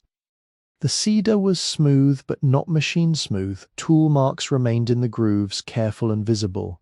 Caleb had drawn the craft mark at one end, the hanging drop and crossed ropes. Not perfectly, but with attention. The sign did not declare fame. It did not promise grandeur. It simply made room in its grammar for those who had worked unseen before her, and whoever might come after. It is not wrong, Wren said. Caleb looked down, then nodded once. Hard. They hung it above the lower loading door because the front theatre entrance remained unsafe and would for a long time. Samuel Pike, older and stiffer now, sent 2 iron brackets through Mr. Bender with instructions so brief they resembled scripture: lag into framing, not trim. Wren followed them. Caleb held the ladder. Mr. Bender pretended not to supervise. Doris stood below with a paper bag of biscuits going cool in her hands. Reverend Boyd tipped his hat when the sign settled level. The plural remained. That night, after everyone left and the road grew still, Wren lit the brass lamp on the work table and took out clean paper. She had delayed this task longer than she admitted, not from unwillingness but from reverence mixed with fear. Miriam's letter had been written from a hospital bed with death close enough to hear. Wren was not dying. She was 20, with cracked knuckles, steady work, debts recorded honestly, and a roof that still had more repairs ahead than behind. Yet the purpose of a letter to the unknown is not death. It is continuity. It is one hand reaching forward without demanding to know whose hand will answer. She sharpened Arthur's old pencil first, then set it aside and chose ink. The first page remained blank for several minutes. The stove murmured. The creek moved loudly with spring water. Outside, the new sign hung in darkness. The word daughters unseen but present on the mantel. The brass key lay beside the wrapped copy of Rose's note. In the zinc compartment below the trap mechanism, the preserved money and records waited in order. The finished canvas road hung behind her, dim in lamplight, leading toward mist. Wren wrote the date. Then she wrote the opening words exactly as they had come to her. My dear one, whoever you are. She stopped there and let the ink dry. There would be more to say later. She would write about Arthur's practice rail and the librarian's paper jam, about Doris's bags and Caleb's sign, about Samuel Pike's 3-stroke nail and Mr. Bender's ledger, about Reverend Boyd's 4-word prayer, about the heron that taught her a day of rest did not mean surrender. She would write the ratios, the temperatures, the warnings.